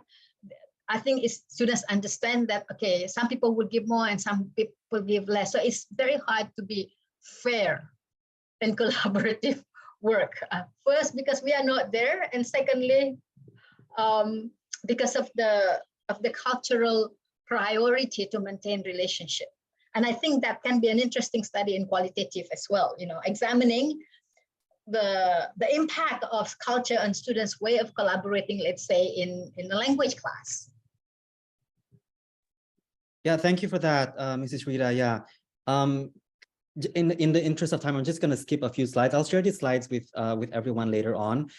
You might be asking, I mean, earlier on, I said there is a market for this, there is a market for that. I mean, if we take a look at culture and use that as the lens to which we try to understand what we're doing, especially for English language instructors, yes, there have been calls, okay, by very prominent scholars in our field. One of them is Kumara Vadivelu. Way back in 2006, he has already been championing for English language educators from around the world to have an epistemic break. What is this referring to? So he is actually trying to tell everyone, the subalterns, I think in post-colonial literature, the subalterns, did I say it correctly? Subalterns is a very important concept. People, the underdogs, basically. or in post-colonial studies, we refer to ourselves here, even though this is disputed, the global South, because a lot of, the ivory tower, the knowledge generator, we normally think of them as being from the global North or from the West, okay? So Kumara Vadivelu is saying, we have to stop replicating studies which have their origins in the Western classroom, because some of the things might not work in our context just because we come from a different culture, for the fact that we are in a setting that has different cultures. So from 2006, we have this call. Of course, the call has been around for a long time now. And then Selvi as well, the dangers of dichotomy. I mean, we can see this even today, not so much maybe in high impact journals, because I think the editors' eyes are a little bit more open. Maybe 10, 15 years ago, you would always see studies with non-native versus native in the title. People are very easy to just dichotomize things. But I think from the discussion that we have had so far, we can see how the English language classroom in the Asian context is so complicated. It is not possible to just categorically fit everything into dichotomies anymore. You have to see beyond that, okay? You have to see beyond that. Another scholar who is still very actively talking about racism, especially in English language teaching, we have to distance ourselves away from the epistemological hierarchy, okay? What is hierarchy? I mean, if you go to Google Scholar, for example, or databases, and then if you take a look at, for example, if you're interested in feminism, for instance, okay? And then you take a look at, you type feminism in Google Scholar or in the database, and then you take a look at papers, recent papers which have been published on the topic of feminism, and take a look at who they are citing. If they're all citing the same people, I mean, that in itself is a deference to a particular scholar In some cases, yes, we have to do that. I mean, especially if we are looking at some seminal studies, groundbreaking studies, then yes, we have to attribute the original or the first person who said or who introduced the theory. But then we have to start critically look at things as well. I mean, why are we referring to the same theory, the same scholar over and over and over again? And this brings me back to what I mentioned to Dr. Jabba at the very beginning of this presentation. Like in literature, in Asian literature, there are so many ways of understanding the world. Okay, those ways of understanding the world, even though they might be typically associated with literary work, can actually be brought into our field. Okay, because I mean, what we do in the classroom is also a way of understanding how the classroom works. Those things can be extended into our language classroom. Okay, I'm just gonna quickly wrap up with this study here. I'm skipping. If we have time later at the Q&A, I'll come back to this article, Negotiating Ours, Cans, Shoulds of Being and Becoming in English Language Teaching, 2 teacher accounts from 1 Japanese university. This is a very critical study, very good qualitative study, but I have my reservations regarding the study. If time permits later, I'll talk briefly about it. But coming back to being aware of the worldviews around us, and this involves our Christian worldview as well. Okay, how can we leverage on those things? Okay, so this paper, Internationalizing Higher Education with Thainess. This study was done by Ferguson, Dr. Ferguson, who is actually at Mahidol University, okay, where he used the concept of Thainess, okay, as a lens to understand the process of internationalization of Me Fa Lang University. All of you, I'm sure, have heard of Me Fa Lang University. I mean, the title itself doesn't sound, I don't know what your impression of it is. Okay, but the study, when I read it, I was like, wow, this is so, it brings value to how I understand internationalization, to how I understand the position of Thai higher education, in light of globalization. And I mean, I'm glad he wrote the paper, but it's unfortunate that it was an American who wrote. Nothing against, but I mean, wouldn't it be nice if a Thai scholar had written about it? But yeah, I mean, this is what you call that, a way to do critical qualitative studies by looking at concepts that are local to our setting, to understand how things happen, not at the institution level only like this study, but also in the classroom. I mean, we've been talking a lot about deference, giving way to the student who is more capable, who is perceived to be more capable. That can be an interesting and critical topic to look at. Okay, so back to this very quickly. So this study was done in Me Fa Lang University. It's looking at how the university achieved, or how the university proceeded with the process of internationalization through the lens of Thainess. Okay, so let me just show some excerpts from the paper. I can share this paper with all of you later. Look at how this is actually taken from the paper. Yeah, I did not summarize or anything. I just copied and pasted directly from the paper. So maybe you can spend a few moments to just quickly glance through.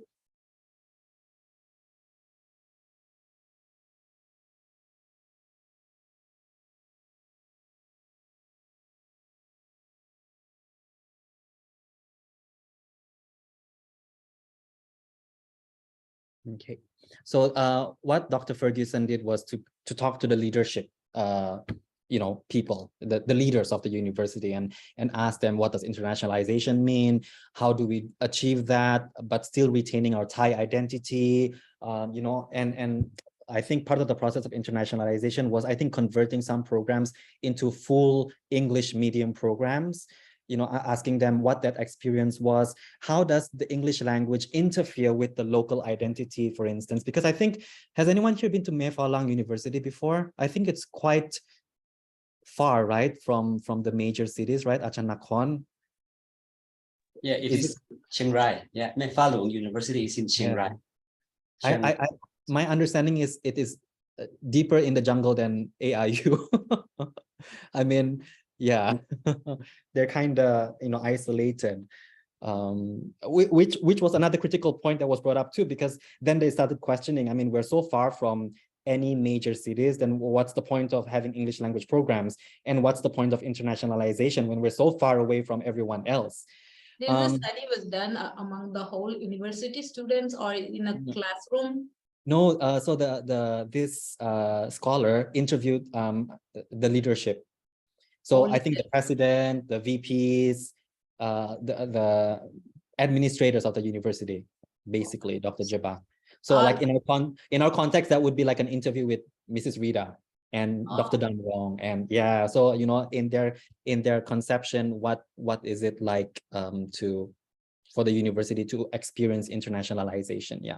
So is this all those administrators are from different countries, the international? No, they're all Thai. They're all Thai. All Thai. Yeah, yeah. Then how do they reconcile first maintaining a Thai identity and going through with the concept of internationalization? Yeah. Yeah. So I mean, what you call that? In this paper, it also talks about the concept of being civilized, civili in the Thai, they borrowed the English word, but it uses that concept also of civili or being civilized as a way of discussing their data. Again, another. Sorry.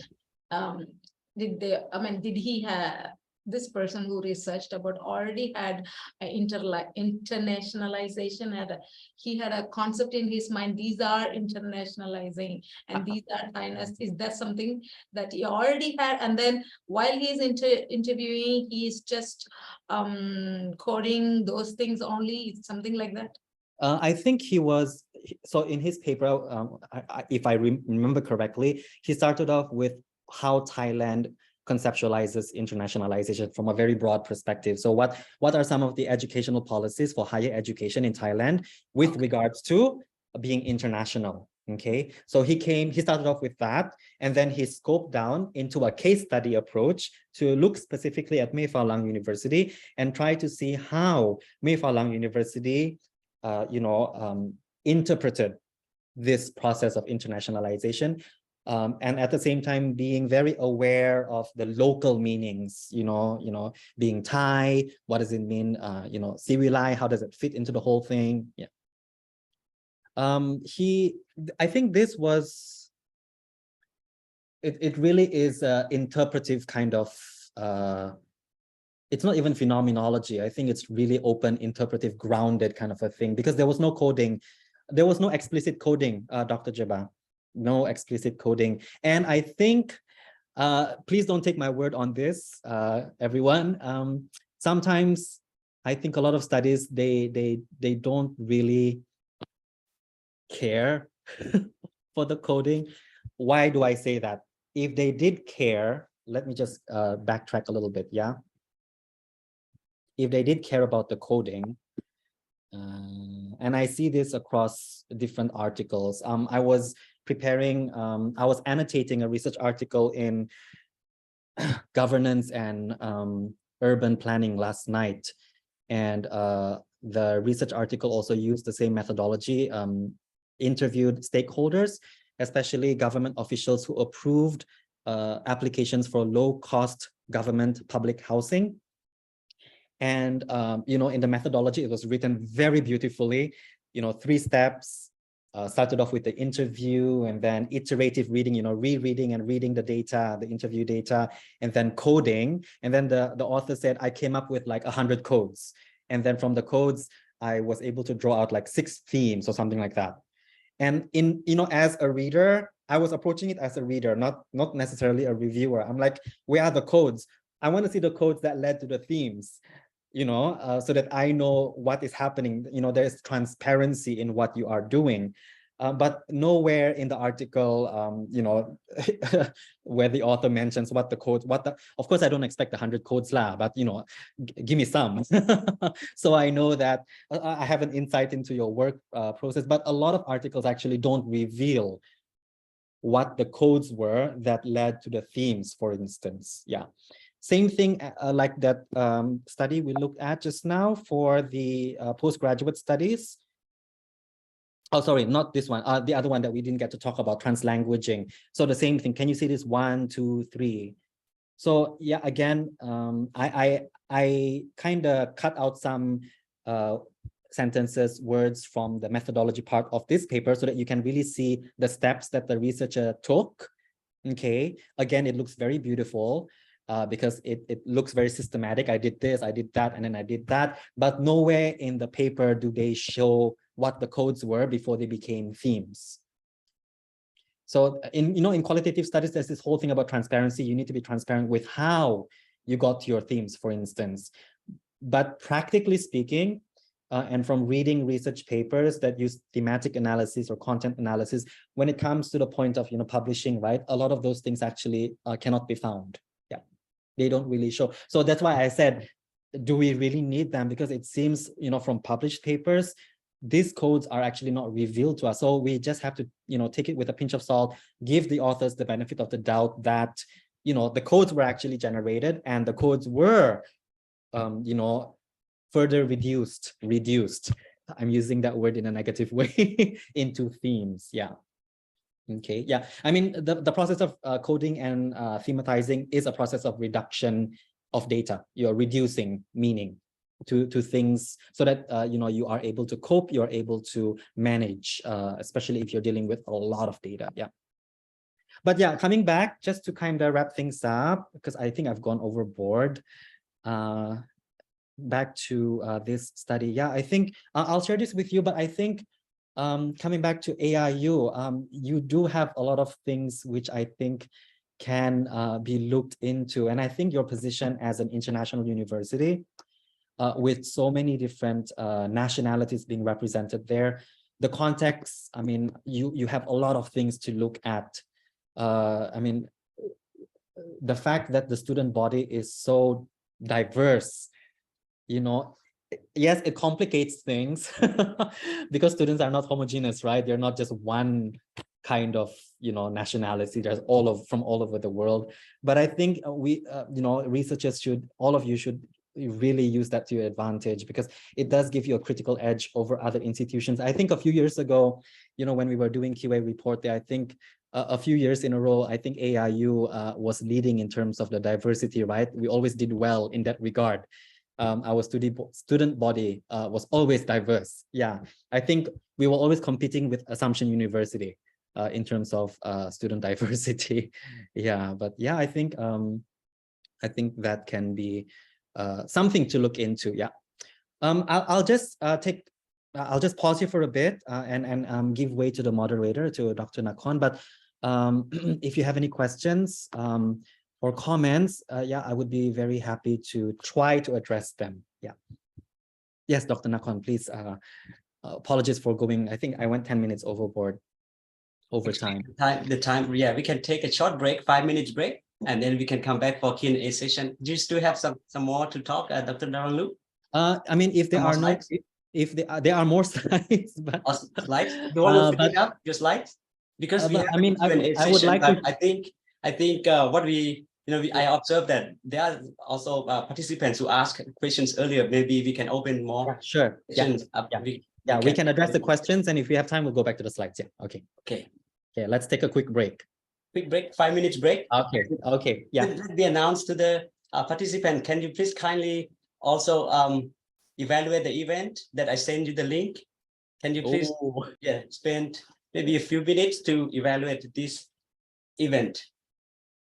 And thank you for your cooperation in that.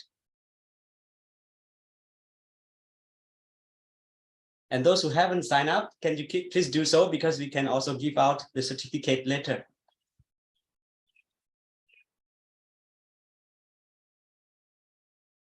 And Dr. Darren Lu, this I noticed that this workshop, has been one of the greatest because we have more participants than other times we organized in the past. We have only about 20, 20 plus, and now we have about 50 or 40 plus now. So yes, it's an interesting talk to our context. Yes. And we have, he has given us, he has opened, you can ask questions anywhere, anytime. So we are able to. If you don't want to take a break, then you can ask him questions too. Yeah, yes, question, yes. I was just thinking about the internalizing. Suppose we are thinking, I mean, if we have to do research, I don't know, Dr. Darren Lu want to take a break. I'm just No, I'm fine, I'm good, yeah. Okay, sorry. So if we have to do a research on, this is an international university, how are we kindnessing in this international university? You know what, and Mrs. Rita and also Mr. Dan, if he's around, could probably contribute to this. You know, one thing that has always been intriguing to me, especially with the context of AIU, is the first word that came to my mind just now was the demands, which is a negative word, but the expectation, I think, you know, in AIU, when we do in Thailand, when we do QA, there is still no distinction between the public universities and the private, right? I mean, it's still, they're still using the same yardstick, right, for all higher education institutions. Is that correct? Yeah. So the expectations are still the same.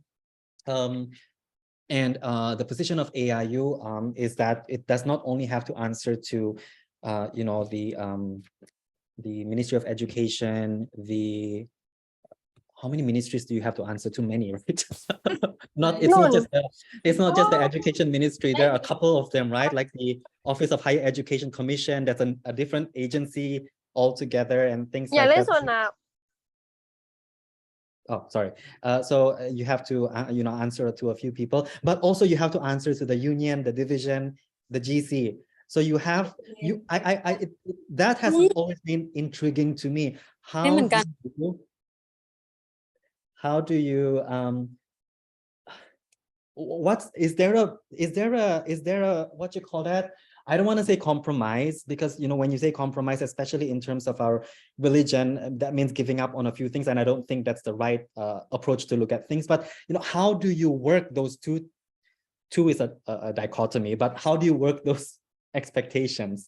You know, maintaining your identity as a faith-based institution, and at the same time, you know, because the institution would like to, I think it would like to continue to operate, right? And, you know, in order to operate, it needs to also meet the expectations of the local authorities. So I think that, I mean, if you were to conceive a study similar to what we were briefly looking at just now, you know, about Mae Fah Luang University, I think that is a very, very interesting topic to look at. Not just the expectations of the, what you call that, the local government agencies, not just maybe the expectations of the students, but also how do we continue to retain and even enhance the identity as a faith-based institution. I think, how do we integrate faith and learning in? Not just integrating, because then that would just end up being very like, I do this, but you want to go more than that. How can we be true to our identity yet I think should be the other way around, yet being true to our right, yeah. And I think from the exploration of that, I mean, there will be a lot of conflicting or conflicting meanings, or, you know, situations that may arise, and struggles. I think those things would be, I mean, they sound negative, but they are I mean, that's the reality of things, right? I think those things would be greatly beneficial, I think. Especially, I mean, we are all English language instructors here, and I'm talking from the perspective of broad educational studies right now, yeah. But that would be something of interest, I would say, and that's very critical as well, yeah. I don't think many have really looked, even one thing that before I left, I was trying to get myself into was private education sector in Thailand. It's a big thing, right, as well. If you go back to the US, they have actually a lot of studies, and Mr. Dan probably can enlighten us on this. There is a lot of research interest in charter schools, in private schools, schools where students have to pay, not public schools, and to see whether or not these private schools actually meet the expectations of the nation, of the country, of the students, of the parents, and things like that. What are some added expectations that the clients have, the students have, especially when they have to pay for schools? But AIU is not a school; it's a higher education for learning. But yeah, that was one of the things I was interested in as well before I left. Yeah, the position of charter schools, especially, or private schools in Thailand. Yeah. How do they contribute, for example, to the aspirations of the nation? Yeah. I always think about how can we do, external grant. What kind of where is Dr. Jeffrey? Dr. Jeba, you should really talk to Dr. Jeffrey about that, I think. I know that. Yeah, he even got one recently. Yes. Good. Yeah. When External you grant. said about the schools from outside, I just thought about that. I always think about what we can do to our neighborhood Maklak schools, public schools around us, and what will be a good idea to go about a research, which also, it's not really a research or external grant, but to truly do God's service through that, it's just like that. So, but it still stands as a research for. I think, I mean, if we take the examples that we've talked about so far, like process writing, right? I mean, like process writing is all about guiding the students step by step, right? I think if you can think of projects that require that kind of commitment, not a one-off thing, like, you go there just one time and then, we did a weekend camp, that's it, bye-bye. But rather something that's more consistent. I think a good entryway would be the practicum, if that's still going on. Dr. Nakon, is the TESOL practicum still going on right now? Yes, we still have that course, yes. Yeah, I think that would be a good place to start because it's consistent, right, Dr. Nakon? I mean, it's how frequent is that right now? Yeah, the TESOL practicum, we still have that course, but you see, we have very few students in TESOL line here, right? So yeah, we cannot, bring good impact to the community outside here. Yeah, unless we have really, like you say, a teacher school, like in Sisiket, right? A teacher college, university, like that. Yeah. Yes. But I think, I mean, even if it's a small group of students doing TESOL right now, I mean, how do we make an impact, especially, based on our faith, right? I think sharing about, like, back to process writing or process learning. I think instilling values, I think that would be one way to look at things. I think public school system in Thailand as well, they are very quick to highlight or penalize wrongdoings, for instance. And I think talking to them about, there are other modes of assessment that can be done, possibly done, that's geared towards character building, for instance, in the way that we give assessment. I'm just thinking about English right now. So instead of telling the students you did this wrong, you did that wrong, with the older students, especially high school students, I think we can talk to the teachers who teach them about how assessment need not be punitive or this is wrong, that's correct, things like that. It's so, what you call that? It just ends there, but rather focus on the kinds of feedback that we give to our university students. What other ways can you do to make something better, for instance? Yeah, I think that can, I think, tell them of what we do in our classrooms. Did you say how assessment need not? Yeah, how assessment is done. Yeah. Okay. Yeah. So this, I mean, basically, this one is one idea for which we can, first of all, we need to know how assessment should be done. Yeah, without a punishing, are we doing that? I don't think is anyone here punishing their students? The schools I don't think, outside there. but I think it, I mean, I'm stereotyping and I'm generalizing, and I apologize for this, but I think it's still a problem in public schools, especially at the primary and secondary levels, right, in Thailand, where you know, strategies like that are still, maybe not in private international schools in Thailand, but probably in the public system, it's still something that's being done. So I think that can be a good what you call that, place to start. You know, how do we assess students, and how we should focus more on the process of building character, of positive learning, rather than something that yeah. And that can that can give you a research project, Dr. Juba, because you can even start with, you introduce to them an alternative way of assessing something, right? And then if the teachers, and if the teachers resist, that's fine. Ask them, why are they resisting?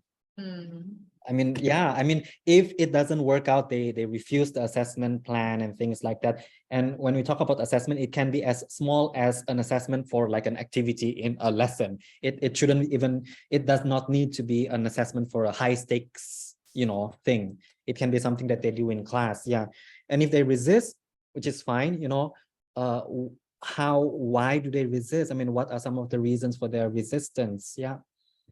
That in itself can be a qualitative study already, because you're exploring factors that inhibit the uptake of alternative assessment practices in the Thai. So this, I'm just asking question. I hope not others are not having questions.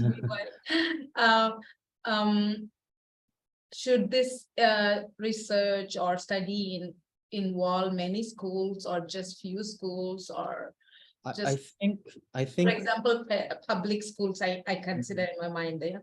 Right. So you can involve the public schools in Moklek, but I don't think there's any harm in just involving one school in Moklek. That's fine too. Interview a few teachers, informants. Try to see if, because I'm pretty sure, I mean, for example, if you're gonna work with English teachers, I'm sure there are a few, at least 2 or 3 English teachers for the whole school. Oh, English Hopefully. I mean, I'm trying to keep things related to English, Dr. Juba. I mean, you can whoever, but I mean, I'm trying to keep things just related to what we do at FAH. Okay, so you meant to say how assessment is done for English, especially, right? Right. Okay. I mean, think Dr. Nakan is saying something. I wonder if other participants have questions to Dr. Doran Lu. We still have about close to 15 minutes, right, before we wrap up the program. Are there any more questions from the participants?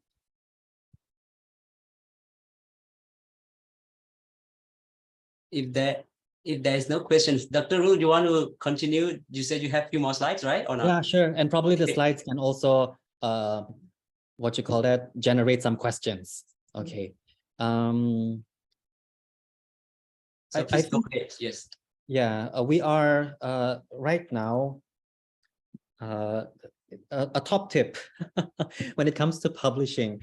I think a lot of institutions have not come to the point where they are differentiating the kind of paper that is being published out there. If you take a look at journals, some even HBDS actually, it's not empirical research papers only that we publish. Did you know that? We also look at academic papers. So it can be a critical review of a concept. For example, you want to do a review, a literature review on the concept of Thainess. What have authors said about the concept of being Thai or Thainess? So you're consolidating, you're synthesizing all of this information, and you do so in a critical manner. How do you do it in a critical manner? So you consolidate everything, you synthesize all the information, and then you pose questions at the end. You know, are the definitions so far about Thainess sufficient? What else needs to be done? Are the methodologies used by these previous authors okay? Do we need to explore other ways of understanding what it means to be Thai? Those papers are fine too. So coming back to the point that I'm trying to say, institutions so far that I've noticed in AIU, well, I was in AIU last in 2016, so things might have changed. Correct me, okay, if I'm wrong. When I was in NUS, here at UMS right now, and here in Malaysia, they are not differentiating the kind of paper you publish in journals. So people might think that research papers that involve data would carry more marks. Right now, as in terms of how papers are being evaluated, no, they're not. They don't look at those things yet. Okay, so I think this is a very good opportunity for you to, I mean, if you don't have data to work with, review a concept, read papers, review a concept. Okay, so that actually brought me to this slide that I'm about to share. Just one moment, yeah. Let me. I was actually critically questioning narrative inquiry as a methodology. And the reason why I'm doing this is because I think our field, especially in English language teaching, we have come to a saturation point. Everyone is doing narrative inquiry. And you know, when everyone is doing it, it becomes like the same over and over again. So in this critical paper that I wrote, it's actually a literature review. I read 5 papers. This was published last year in a high index journal. I reviewed 5 papers that were published in 2022, 2020, 2021 in the Asian context using narrative inquiry as an approach. And I was trying to see, you know, all of these papers are still using narrative inquiry, fine, but are they actually contributing any new knowledge to how we understand Asia, how we understand how English is taught in Asia, how we understand the method, okay? So in that review paper, I actually cited this paper. This is written by Professor Nathaniel Rudolph, based in Japan. He's been there for a very long time. I think he's originally from Australia or from the US, I'm not quite sure. But he talks about the lives of 2 English teachers at a Japanese university. And both these teachers are female teachers. One is from Ireland. One is an atypical Japanese. Okay, she's Japanese, grew up in Japan, went to study in Canada, but she thinks different from the Japanese community. She doesn't believe, for example, in a difference in gender, for instance. You know, the traditional conservative Japanese culture says that, you know, the husband is the breadwinner, the husband is the leader of the family, and the wife, you know, takes a more subordinate position and things like that. So she is married. You know, she has a husband, she has kids. One of the participants, the Japanese participant from this study, she's married and all of that. But, you know, she was fortunate, I guess, to find a husband who also does not quite believe in the conservative Japanese values. But because of her opposition towards these values, it caused a lot of tension in the English department, okay, between her and her Japanese colleagues, because her Japanese colleagues are always reminding her to act like a Japanese and not like a foreigner, okay? Which was very interesting, which was very critical as well, because it tells us about the experience of working as an English language lecturer in the Japanese context. There is still a lot of expectations for the lecturer to subscribe, even if the lecturer is from a different country. So just now I said one of the teachers is from Ireland, right? So there is a lot of expectations for the Irish teacher also, the Irish professor, to be like a Japanese, okay? Almost there was no space for the international faculty member to practice, I would say, her own cultural kind of, you know, beliefs and things like that. Yeah. So it was very enlightening. It was very critical because it really delved deep into some of the struggles, the opportunities for agency, and the challenges that these English language professionals had there. Just now I said I didn't quite agree with the study. The main thing I didn't agree with was because the research, and I guess this is, I mean, I don't know. I mean, one can argue based on subjectivity. I felt like the researcher picked the atypical Japanese just for the sake of showing how things might not work out in a way. So I mean, and qualitative research allows that. Actually, you can be purposive sampling. You select what you call that, your participants deliberately, which is fine in qualitative research. But then for the fact that he chose an atypical Japanese to kind of talk about the stifling cultural situation in Japan, I felt that that was not quite a good match. Yeah. Yeah. Because I mean, if you were to talk about that issue, then just pick a foreigner, like a real foreigner, not someone who's just atypically Japanese, because then I didn't quite yeah, I'm still kind of wrestling with that. Yeah. So I mean, so I cited this study not because of that, but because this whole study, very enlightening, but it contributed to some of the major themes, or in literature we have the tropes, right? What is the common trope that you see, in medieval literature, for instance, or in 20th century literature? What are some of the tropes that you see? So this also fed into the common tropes. It makes me sound like a sexist, but I'm not. I hope I'm not. But the struggles that female professionals experience, okay, which is good because it's championing, it's advocating for female professionals, women who are working. But then it goes, I ask myself, as a reader, what kind of new knowledge am I gaining from this? I actually gained a lot in understanding what it is like working in Japan, what higher education institutions in Japan actually expect of their faculty members. But in other areas that the paper talked about, I felt that just like how narrative inquiry, I feel, is at the saturation point, just people are just using it over and over again.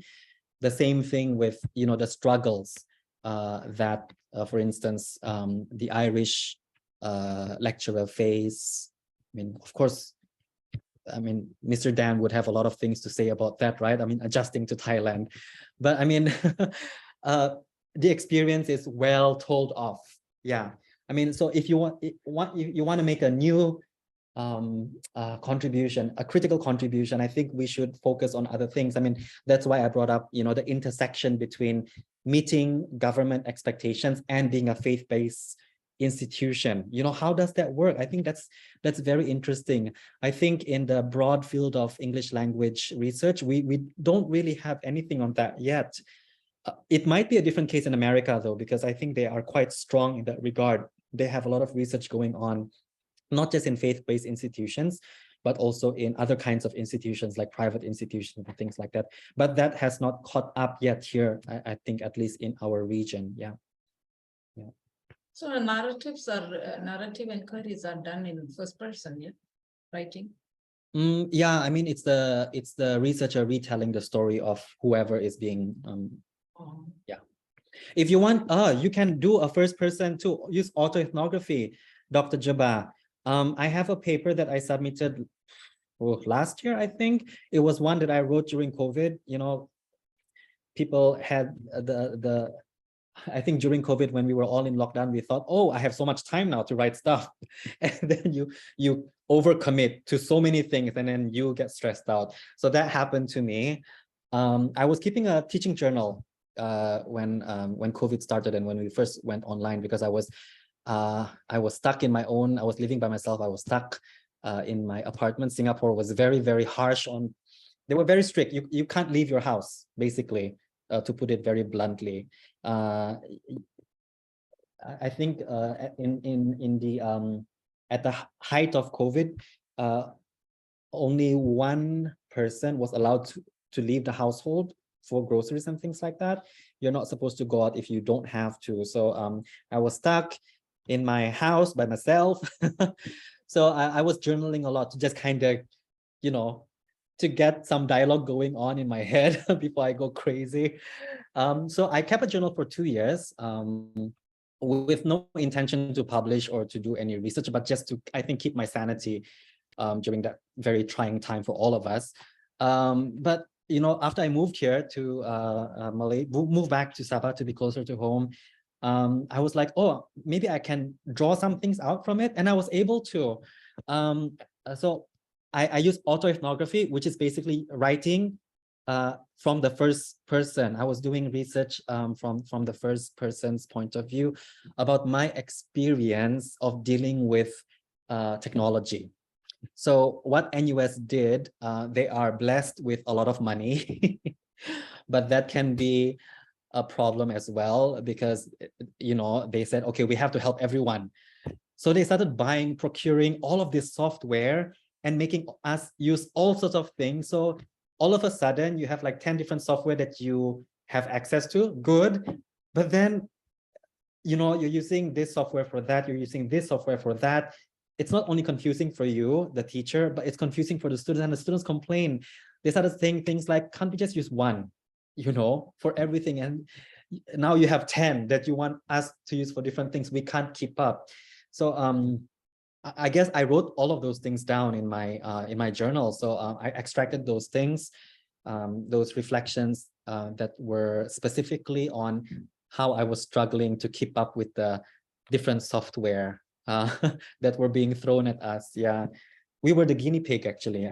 The Center for English Language Communication. Yeah, they were getting all of us to trial the software that they bought. Yeah. Yes. I remember I had to, because I was teaching a writing class, right? There was a writing software that was, you know, bought, and they said, okay, please trial this and tell us, give us a report of how it went. I remember I had to learn it first myself, and then I had to give a 2-week daily, 10 days over 2 weeks workshop. And the workshop lasted from 8 to 12 hours nonstop. I had to teach everyone else how to use it. And then you ask yourself, is this the job of an English lecturer? To teach someone how to use the software? I think at the end of the 2 weeks, I think the isolation did not do so much on my mental health. I think the workshop affected my mental health more than being alone in my house with no social contact with other people. Yeah. But yeah, I mean, I guess blessing in disguise, because then I was able to use that struggle, you know, reflecting on that struggle as a qualitative study that was done from an autoethnographic, more like an autobiographical perspective. Yeah. Does it work? Yes, it works. I think, Dr. Jabba. I think, like what I said just now, I think a lot of journals right now, their eyes are open to things like this. Kind of not the norm, you know, the approach. Yeah, people are a little bit more aware of that right now. Yeah. Any questions? Any comments? Okay, floor is open for questions. Another 3 minutes before we wrap up. Any more questions from the floor? Participants, any questions to ask Dr. Lu?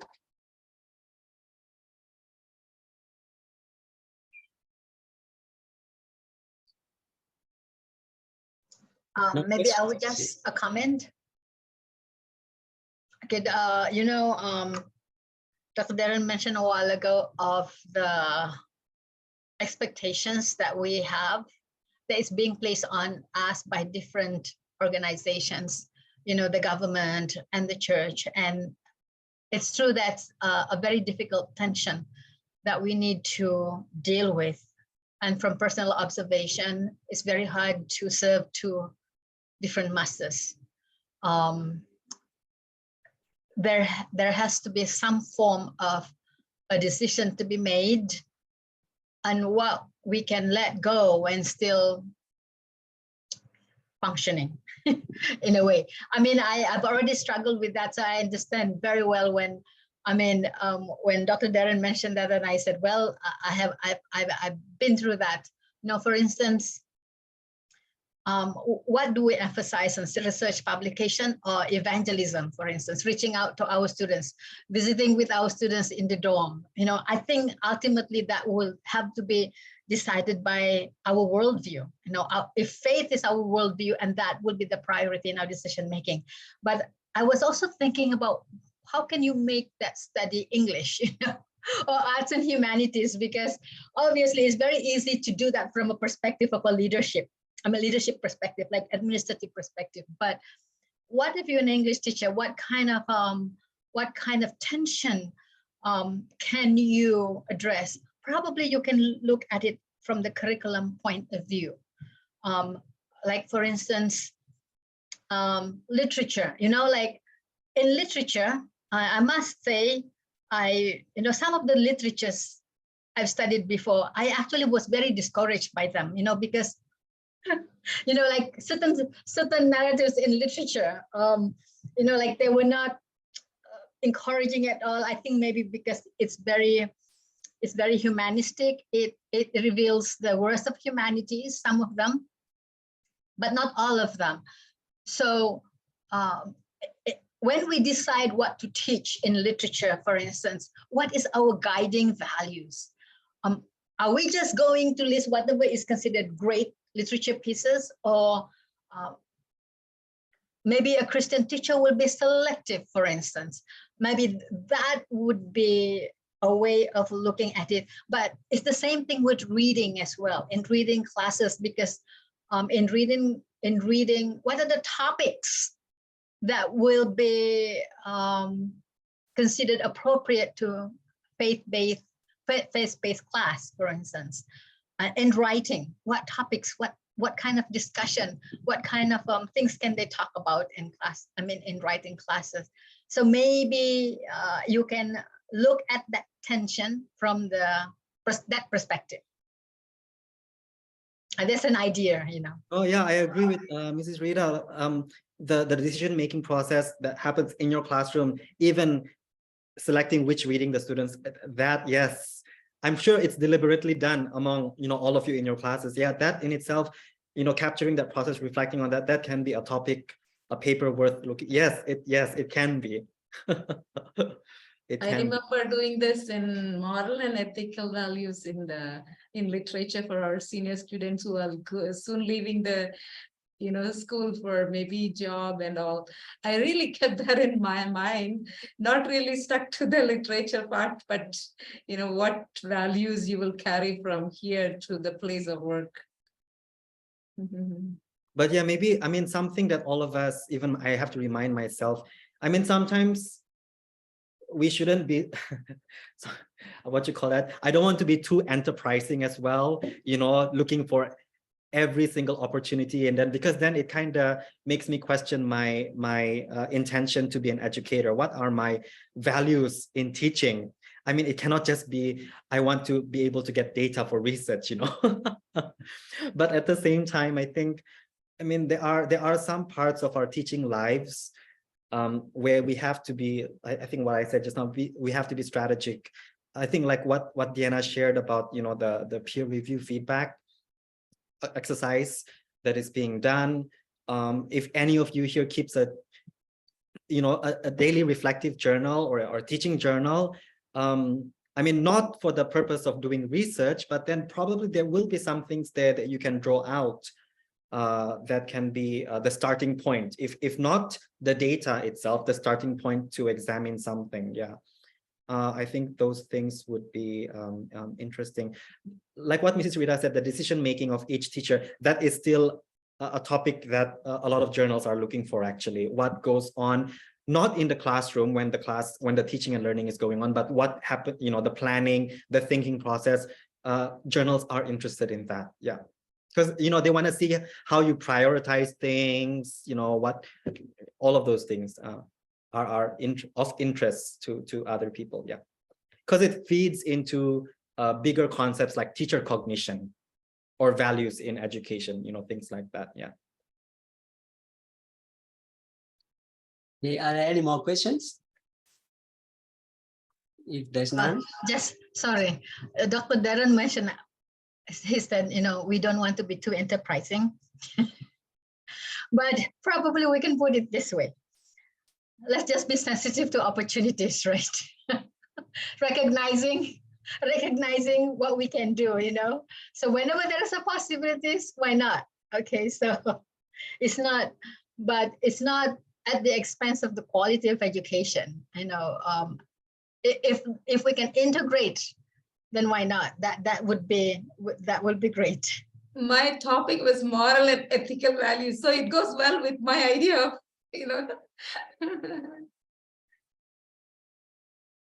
Okay, I think we have come to an end, right? And thank you very much, Dr. Darren Lu, for your time. And I will ask Ajahn Diana to give a closing remarks and present you a certificate of appreciation, and then followed by group photos, right, Ajahn Diana? Okay, so yes, Ajahn Diana, it's your time. You want me to show the certificate or later? Oh, maybe just like in 1 minute. Thank you, Dr. Nakon. So on behalf of the Faculty of Arts and Humanities, Dr. Darren Benjamin Lu, we are so grateful that you could spend your very precious time to share with us your knowledge, your curiosity, your passion about your topic. The topic that we have that you have shared with us today is a new topic, right, Dr. Nakon? I think this is something very different for us as a faculty. So we're so grateful that you can, make your preparation and also to share your insights with us. And as you have shared earlier part of your webinar, how also in your university, there's a discussion on how you guys can increase research output. So you're in good company, us as well. Yes, and let me share here a quote. Hold on, I want to make sure I read it properly. So this is by Kurt Lewin, and he says, no research without action, no action without research. So I pray and hope that for our teachers, my colleagues here, and our students here, that from the information that we have received from today, even from the conversation, the dialogue, I think this is really interesting on how we don't just have Dr. Darren just talking all the time. We're also jumping in, asking questions, giving comments. It's very interactive. It's a dialogue, yeah. And I can see everyone's like shaking their head, like they enjoy the conversation that we're having. I pray and I believe, at least for me, it already has gotten me to start thinking critically. Okay, yeah, and I'm sure some of us as well. Probably there are going to be more conversations after this. Dr. Darren, I don't know if you are okay to share your email address in the chat, if in case we have some of our colleagues or students who want to ask for the questions, will you be okay with that? All right. Okay. Thank you so much for that. And of course, Dr. Darren is our alumni. Okay. Yeah. So anyway, we have homecoming next month. I don't know if you can make it, but maybe you can make it for next year, which is our 25th anniversary of AIU becoming a university. And we hope to see you here in person as well. But until then, we'll see you online. So Dr. Nakon, as Dr. Nakon shared the screen for your certificate, let me read this right now. So this is a certificate of recognition. This certificate is awarded to Dr. Darren Benjamin Lu in recognition for his valuable contribution and expertise to the Faculty of Arts and Humanities as invited speaker. And the title of today's webinar is Exploring Critical Possibilities in Qualitative Research Analysis, Opportunities in the Asian Context. This is very relevant to where we are right now. At Asia Pacific International University on Friday, March 10, 2023. And this certificate is signed by Assistant Professor Dr. Kamonan Tawiyan Yongkul. I believe Dr. Darren knows her very well. She is our Vice President for Academic Administration of AIU.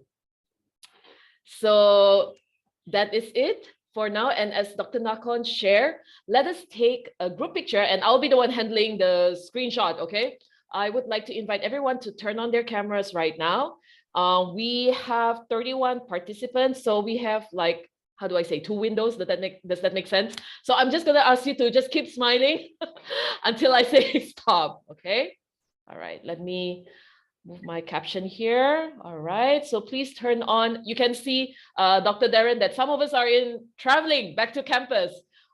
This weekend is a weekend full of activities, but we're so glad with Dr. Nakon's ideas and also the effort on how we can still have training through online. So blessings for that. Okay. All right, no problem. Can we have Honey and Anna and Chico also to turn on, and Ohe? Okay. Sujitra and Sahatai as well. Okay, no problem, Mrs. Nella. I'll kind of Photoshop. All right, Ohe. All right, okay. So I think this is who we have right now. Please look at your camera, okay, or your webcam. Ready? 1, 2, 3. Okay, hold on. Let me just make sure I got everyone. Okay, you guys can relax a little bit with your smiles. Okay, okay, let's try one more. Okay, one more, yeah. So, okay, so look at your camera. 1, 2, 3. Okay. I'm going to be very honest. I have click before the 3, just because sometimes, some people, when they hear 3, they like close their eyes. Yeah. All right. So that is it. We have the screenshot. I will share this with Dr. Nakon, and Dr. Nakon will share with everyone. So thank you so much again. Dr. Nakon, anything else you would like to wrap up? Yes, I want to thank everyone who participates in this event and for your help in attending this and to make our events lively. And thank you so much, Dr. Darren Lu, for your time. And we hope to have you again in the near future. Yes, and you have been blessed to our arts and humanities over the past 5-6 years. A lot of research came out from you, and you help increase our scores as well in terms of QA here too.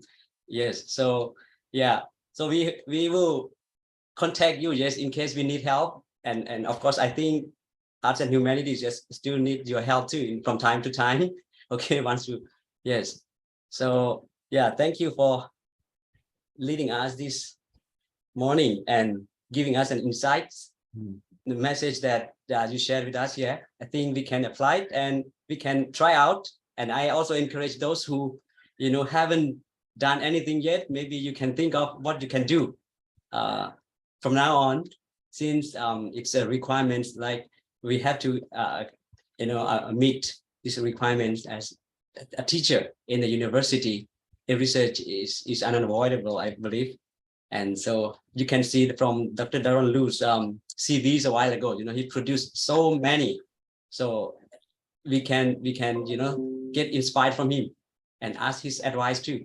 Okay, I think that's all I have. Dr. Rita, you want to give us a closing prayer? Okay, let's pray. You, but yeah. Can you lead us in our closing prayer, please? Yes, let's pray. Gracious Heavenly Father, we want to thank you for this opportunity for us to learn from Dr. Darren Lu's presentation, and also learning from each other from the different feedback and contribution. And Father, you know the expectations on us as an academic community, so that we'll be able to produce. But Father, help us to see this not only as expectation, but actually to find joy in contributing to the discovery of new knowledge. And today we look at several possibilities, and I pray that each one of us will be able to implement that in our plan for research. And those students who may not be in a position to publish or not having any requirement, I pray that this is something that they can consider in the future, and that they have been given a brief introduction to the joy of research. Father, thank you for your blessing on us, and please be with us for the rest of the day. And for those of us who keep the Sabbath, help us to be well prepared to welcome it. Thank you, Father, in Jesus' name, amen. Thank you very much. Yes, thank you very much. Thank you, Dr. everyone. Thank you, Dr. Darren. Thank you, Dr. Darren. And thank you, Mrs. Rita, for joining us today. And we were blessed by your support. And all the teachers and the students for joining this session. Achan Darren, come and another webinar again, okay? Oh yeah, okay, yes, why not? Take But yeah, care. I was very happy with the interaction. Yeah, that was really nice. Yeah, that was nice. Yeah. See you Thank next you. time. Yeah, See you thank next time. And thank you so much once again, Dr. Darren Yeah, Lu. no Yes, problem. we'll Thank keep you. contact with you. Yes. Yes, keep in touch. Yes. ขอบ And คุณ those ค่ะ who have Dr. not, Nako นะคะ Thank who you. have not, you know, complete the survey, sorry, not survey, sorry, the evaluation form, please kindly do it for us here so we can work that out later. Thank you, everyone. You. Yes. You. Bye-bye. Thank you. Bye-bye. Thank you, Dr. Lu. Yes.